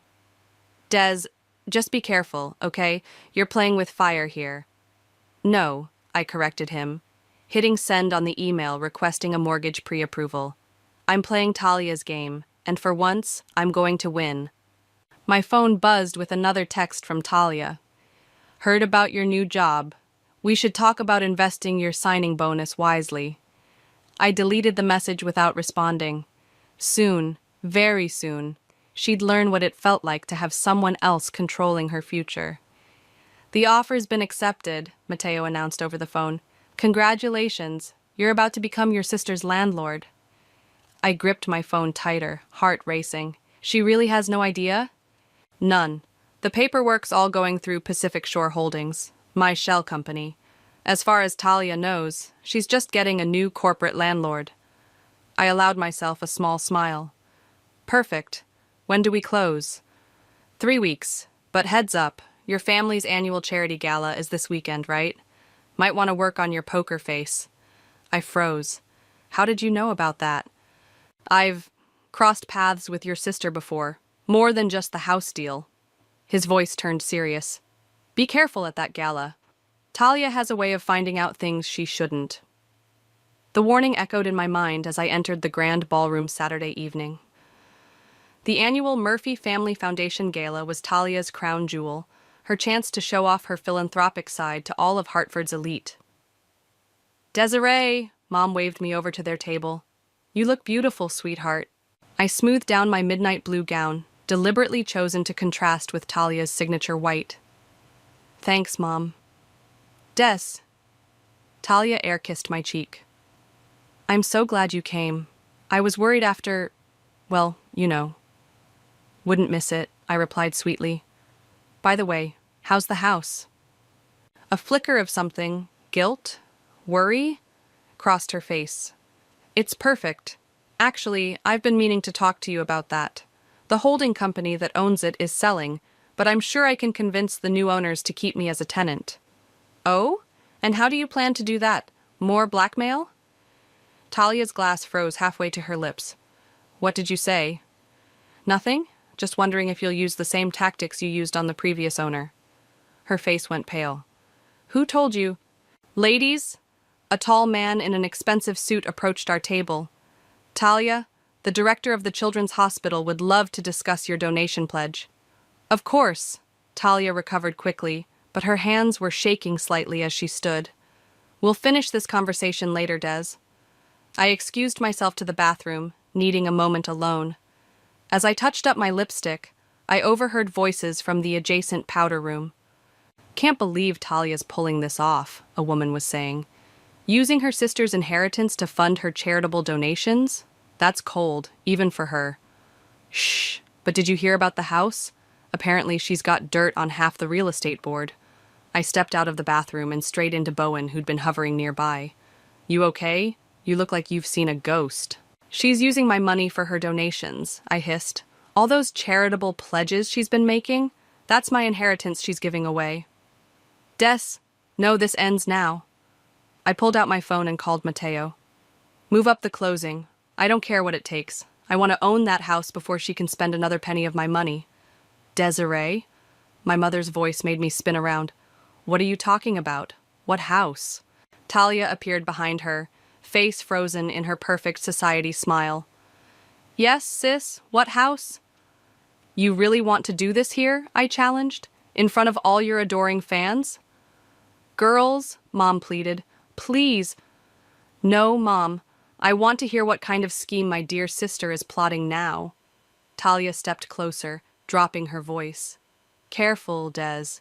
You're not the only one who can dig up secrets. Funny you should mention digging. I smiled sweetly. How's that foundation problem in your house? The one you forgot to mention to the holding company? The color drained from her face. How did you— Ladies and gentlemen, the event coordinator's voice boomed through the speakers. Please take your seats for the donation announcements. This isn't over, Talia whispered as she turned away. No, I agreed, watching her walk to the podium. It's just beginning. My phone buzzed. A text from Mateo. Closing moved up to next week, but there's something else you need to see. Old emails between Talia and your parents about the inheritance. It's worse than you thought. I looked up at my sister, now beaming as she announced another generous donation in the Murphy family name. Soon she'd learn that every penny she'd pledged would be coming from her own pocket, not mine. You sure you want to go through with this? Bowen asked quietly. I watched Talia bask in the applause, knowing each cheer was bought with my stolen future. More than ever. The house is yours, Mateo declared, sliding the keys across his desk. Congratulations on becoming a landlord. I picked up the keys, their weight feeling significant in my palm. And those emails you mentioned? He pulled out a manila envelope. Found these during the title search. They were accidentally included in the property documentation. Are you sure you want to see them? I opened the envelope with trembling hands, pulling out a stack of printed emails. The first one made my blood run cold. From Talia, to Mom. Subject, Desiree's portion. Mom, I know you're worried, but trust me. Des isn't ready for this responsibility. Remember the startup she wanted to join last year? She would have lost everything. I'm protecting her from herself. Besides, I have plans for the money that will benefit both of us. There's more, Mateo said quietly. Keep reading. Each email revealed more manipulation, more lies. Talia hadn't just convinced our parents to give her control, she'd orchestrated a systematic campaign to undermine my credibility for years. My phone buzzed. Speak of the devil. Des? The property management company just informed me they're doing a final walkthrough tomorrow. Something about new ownership? Talia's voice was tense. You wouldn't happen to know anything about that, would you? Why would I? I kept my voice neutral. I'm not responsible enough to handle real estate dealings, remember? Cut the attitude. I need to know if you're involved in this.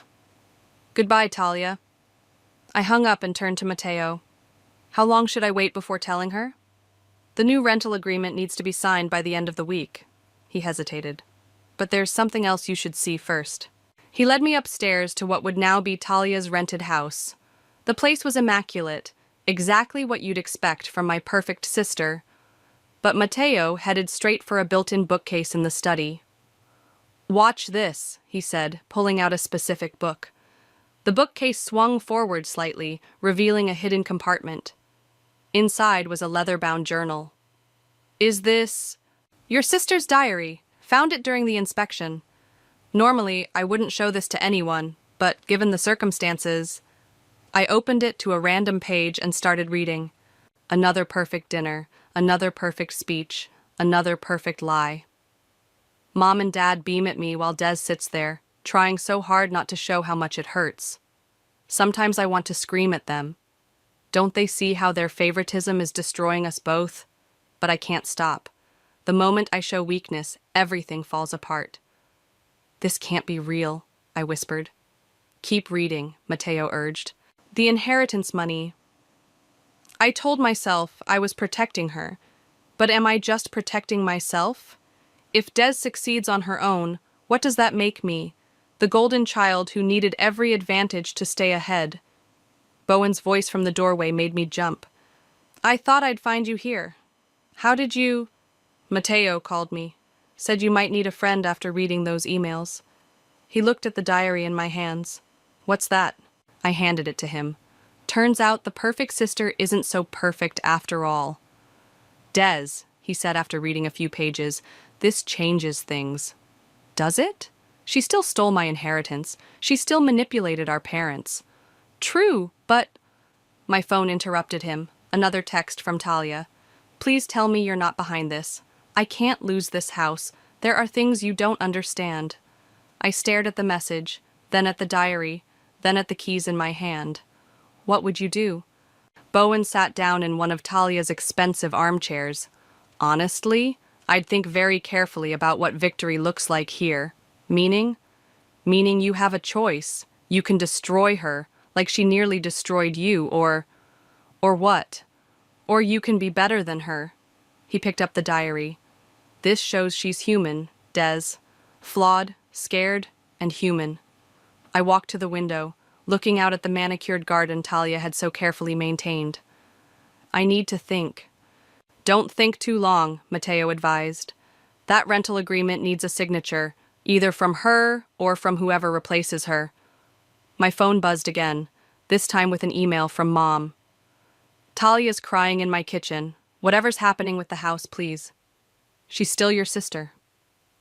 I looked at the diary, the keys, the emails exposing years of manipulation. The tools for perfect revenge were all in my hands. Well? Bowen asked softly. What's it going to be? I picked up my phone and started typing a message to Talia. We need to talk. Come to your house tomorrow at noon. Come alone. The perfect sister was about to learn just how imperfect life could be. Talia arrived at exactly noon, her perfect composure betrayed by dark circles under her eyes.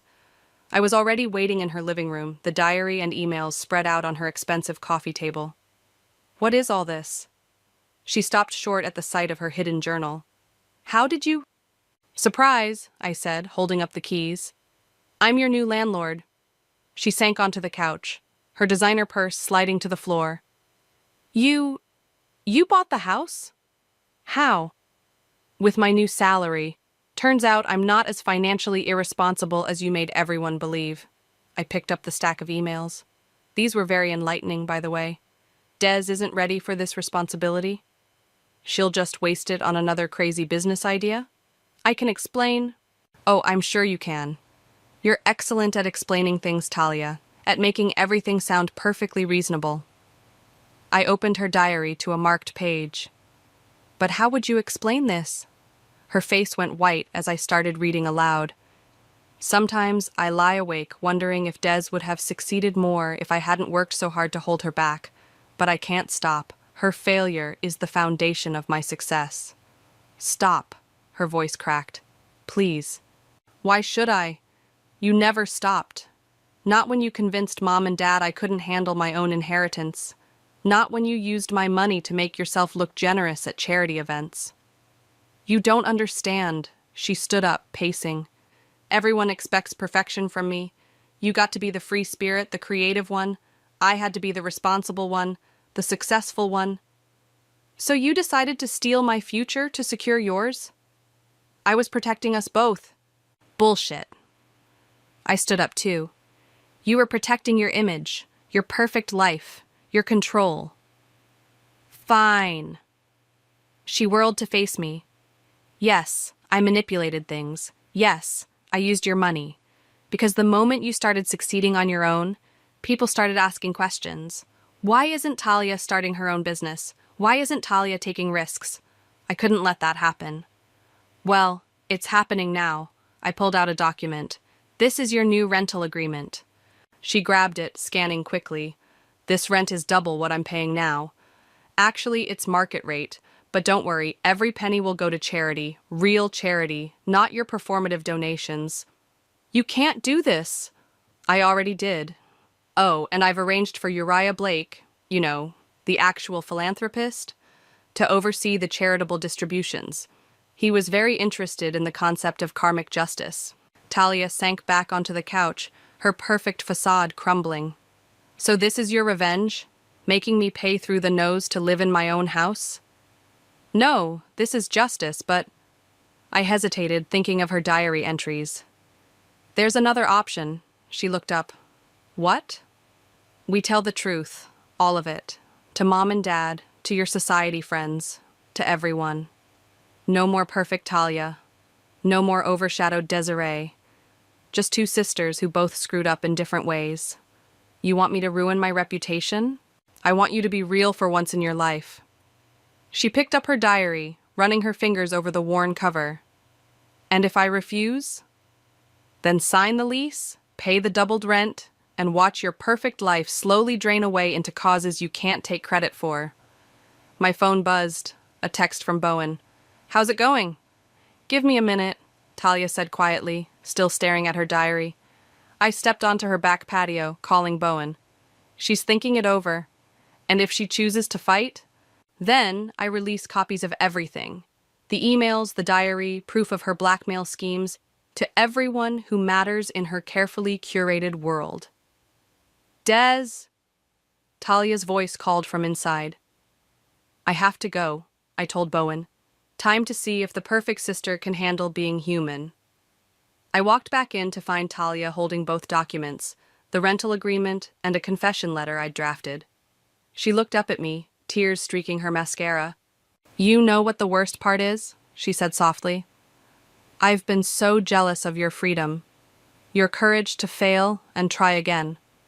I've been living in a prison of perfection, and I used your inheritance to gild the bars. She picked up a pen. So, I asked, which is it going to be, the lease or the truth? Her hand hovered between the documents as she made the biggest decision of her perfectly planned life. Talia reached for the confession letter, then stopped. Can we do both? Both?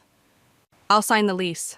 I deserve that karma, but I also want to tell the truth. She grabbed the pen with trembling fingers. Starting with Mom and Dad, right now. 20 minutes later, we sat in our parents' living room. Mom kept glancing between us while Dad stood by the fireplace, arms crossed. What's so urgent? He asked. Talia took a deep breath. I've been lying to you, to everyone. She pulled out her diary. And it's time you knew the truth. For the next hour, everything came out. The manipulation, the inheritance scheme, the blackmail. With each revelation, our parents' faces grew more ashen. I don't understand, Mom whispered. Talia, why would you do this? Because you taught me to. Talia's voice was sharp. Perfect grades, perfect behavior, perfect daughter. Do you know what that does to someone? Don't blame us for your choices, Dad started, but I cut him off. Really, Dad? You never wondered why Talia got so desperate to maintain her image? Why she felt she had to sabotage me to stay on top? I didn't raise either of you to... You raised us to compete, I interrupted. Every comparison, every, why can't you be more like your sister, every time you praised one of us to shame the other. This is the result. Mom started crying. We thought we were motivating you both to excel. Well, congratulations. Talia's laugh was bitter. I excelled at manipulation, and Des excelled at surviving it. And now? Dad asked quietly. I pulled out the lease agreement. Now Talia pays market rate rent to live in the house she bought with my stolen inheritance. Every penny goes to charity. And, Talia added, I'm stepping down from the foundation board. No more perfect philanthropist facade. You can't! Mom looked horrified. What will people say? They'll say the truth, I replied. That the Murphy family is finally dealing with their issues instead of hiding them behind designer clothes and charity galas. Dad sat down heavily. How did we not see this coming? Because you saw what you wanted to see, Talia said, signing the lease. Just like I did. My phone buzzed. Bowen asking for an update. I texted back quickly. Truth bombs dropping, stand by. There's more, Talia said suddenly. The startup Des wanted to join last year, the one I convinced you was too risky, it just got valued at $50 million. Mom gasped. But you said, I lied, because if Des succeeded on her own, what would that make me? Talia turned to me. I'm sorry, for everything. Sorry doesn't fix it, I replied. I know, but this might help. She pulled out her phone, made a few taps, and showed me the screen. She'd just transferred half her savings to my account. It's not all of the inheritance, but it's a start. Dad cleared his throat. We should have protected you both better, from each other and from our expectations. Little late for that, I said, but without heat. Maybe, Mom wiped her eyes, but it's not too late to do better. Talia stood up. I'm calling an emergency foundation board meeting tomorrow. They need to know everything. Your reputation, Mom began, is built on lies, Talia finished. Time to build something real instead. As we left our parents' house, Talia turned to me. I know this doesn't fix everything between us. No, it doesn't. But maybe, she hesitated, maybe we can start over? Not as perfect sister and backup twin, but just as sisters? I looked at her. Really looked at her. The perfect makeup couldn't hide her exhaustion. The designer outfit couldn't conceal her relief at finally dropping the act. We can try, I said finally. But first, you need to make things right with everyone you've manipulated. I know, starting with the foundation board tomorrow, she managed a weak smile. Want to come watch your perfect sister fall apart in public? Wouldn't miss it. My phone buzzed again, this time with a text from Mateo. How'd it go? I looked at Talia, who was already making calls to arrange tomorrow's meeting. For the first time in years, she looked human. It went better than expected, I replied. Turns out even perfect people can change. And you? Talia asked quietly. Can you ever forgive me? I thought about the diary entries, the desperate need to maintain perfection at any cost. Ask me again after you've made things right. She nodded, understanding this wasn't the end, but maybe, just maybe, it was a beginning. Ready? I asked Talia as we stood outside the foundation's boardroom. No. She smoothed her simple black dress, no designer labels today. But I'm doing it anyway. Inside, the board members sat expectantly. These were Hartford's elite, the people who'd worshipped perfect Talia for years. Mom and Dad sat in the back, looking uncomfortable. Thank you all for coming, Talia began, her voice shaking slightly. I've called this meeting because I need to confess something. For the next 30 minutes, she laid it all out. The stolen inheritance, the manipulated donations, the carefully crafted lies. With each revelation, the room grew colder. So every donation I've made this year, she concluded, was with money I stole from my sister. Silence. Then chaos erupted. This is outrageous! We trusted you. What about our reputation? If I may, a deep voice cut through the noise. Uriah Blake, the city's most respected philanthropist, stood up. I've been briefed on the situation, and I have a proposal. All eyes turned to him. Instead of trying to bury this scandal, let's turn it into something meaningful. He walked to the front. Desiree and Talia have agreed to transform this foundation. No more society parties masquerading as charity. Real work, real change. The rental income from Talia's house, my house now, will fund actual grassroots programs, I added. No overhead, no fancy galas, just direct support to people who need it. And I'll be stepping down as chair, Talia said. But not before helping transition the foundation into something authentic. More murmuring, but different now. Thoughtful rather than angry. I have one condition, I announced. The foundation's first project will be supporting young entrepreneurs who've been held back by family expectations or financial gatekeeping. People who just need one person to believe in them. Talia looked at me, understanding dawning in her eyes. Like that startup you wanted to join. Exactly. I'll match whatever funds the house generates, Uriah offered. Dollar for dollar. The board members exchanged glances. Finally, Margaret, the vice chair, spoke up. Well, I must say this is unprecedented, but perhaps that's exactly what we needed. My phone buzzed. Bowen had sent a link to a viral post. Privileged sister confesses to inheritance theft, transforms family foundation. The story was already spreading. You leaked it? Talia asked, seeing the post. No need. 3 board members were live tweeting your confession. She laughed, a real laugh, not her perfect society titter. Of course they were. As the meeting wrapped up, Mom approached us. Girls, She struggled for words. It's okay, Mom, I said. We're figuring it out. But differently this time, Talia added. No more perfect daughter, no more family competition. Dad joined us, looking older than I'd ever seen him. We failed you both, but watching you today, maybe you'll succeed in spite of us, not because of us. Actually, I said, we might succeed because we finally stopped trying to be what everyone else wanted. Uriah interrupted politely. Sorry, but the press is outside. They want statements from both of you. Talia turned to me, panic flickering across her face. I don't know how to do this without my perfect mask. Then don't do it alone, I took her hand. We face it together, imperfect but honest. She squeezed my hand. Lead the way, sis. As we walked toward the press conference, Bowen caught my arm. You know this changes everything, right? The foundation, your relationship, your whole family dynamic. Good, I replied. It needed changing. And Talia? Do you trust her? I watched my sister talking quietly with Uriah, probably getting advice on handling the press. Her designer mask was gone, replaced by something raw, but real. Trust takes time, I said.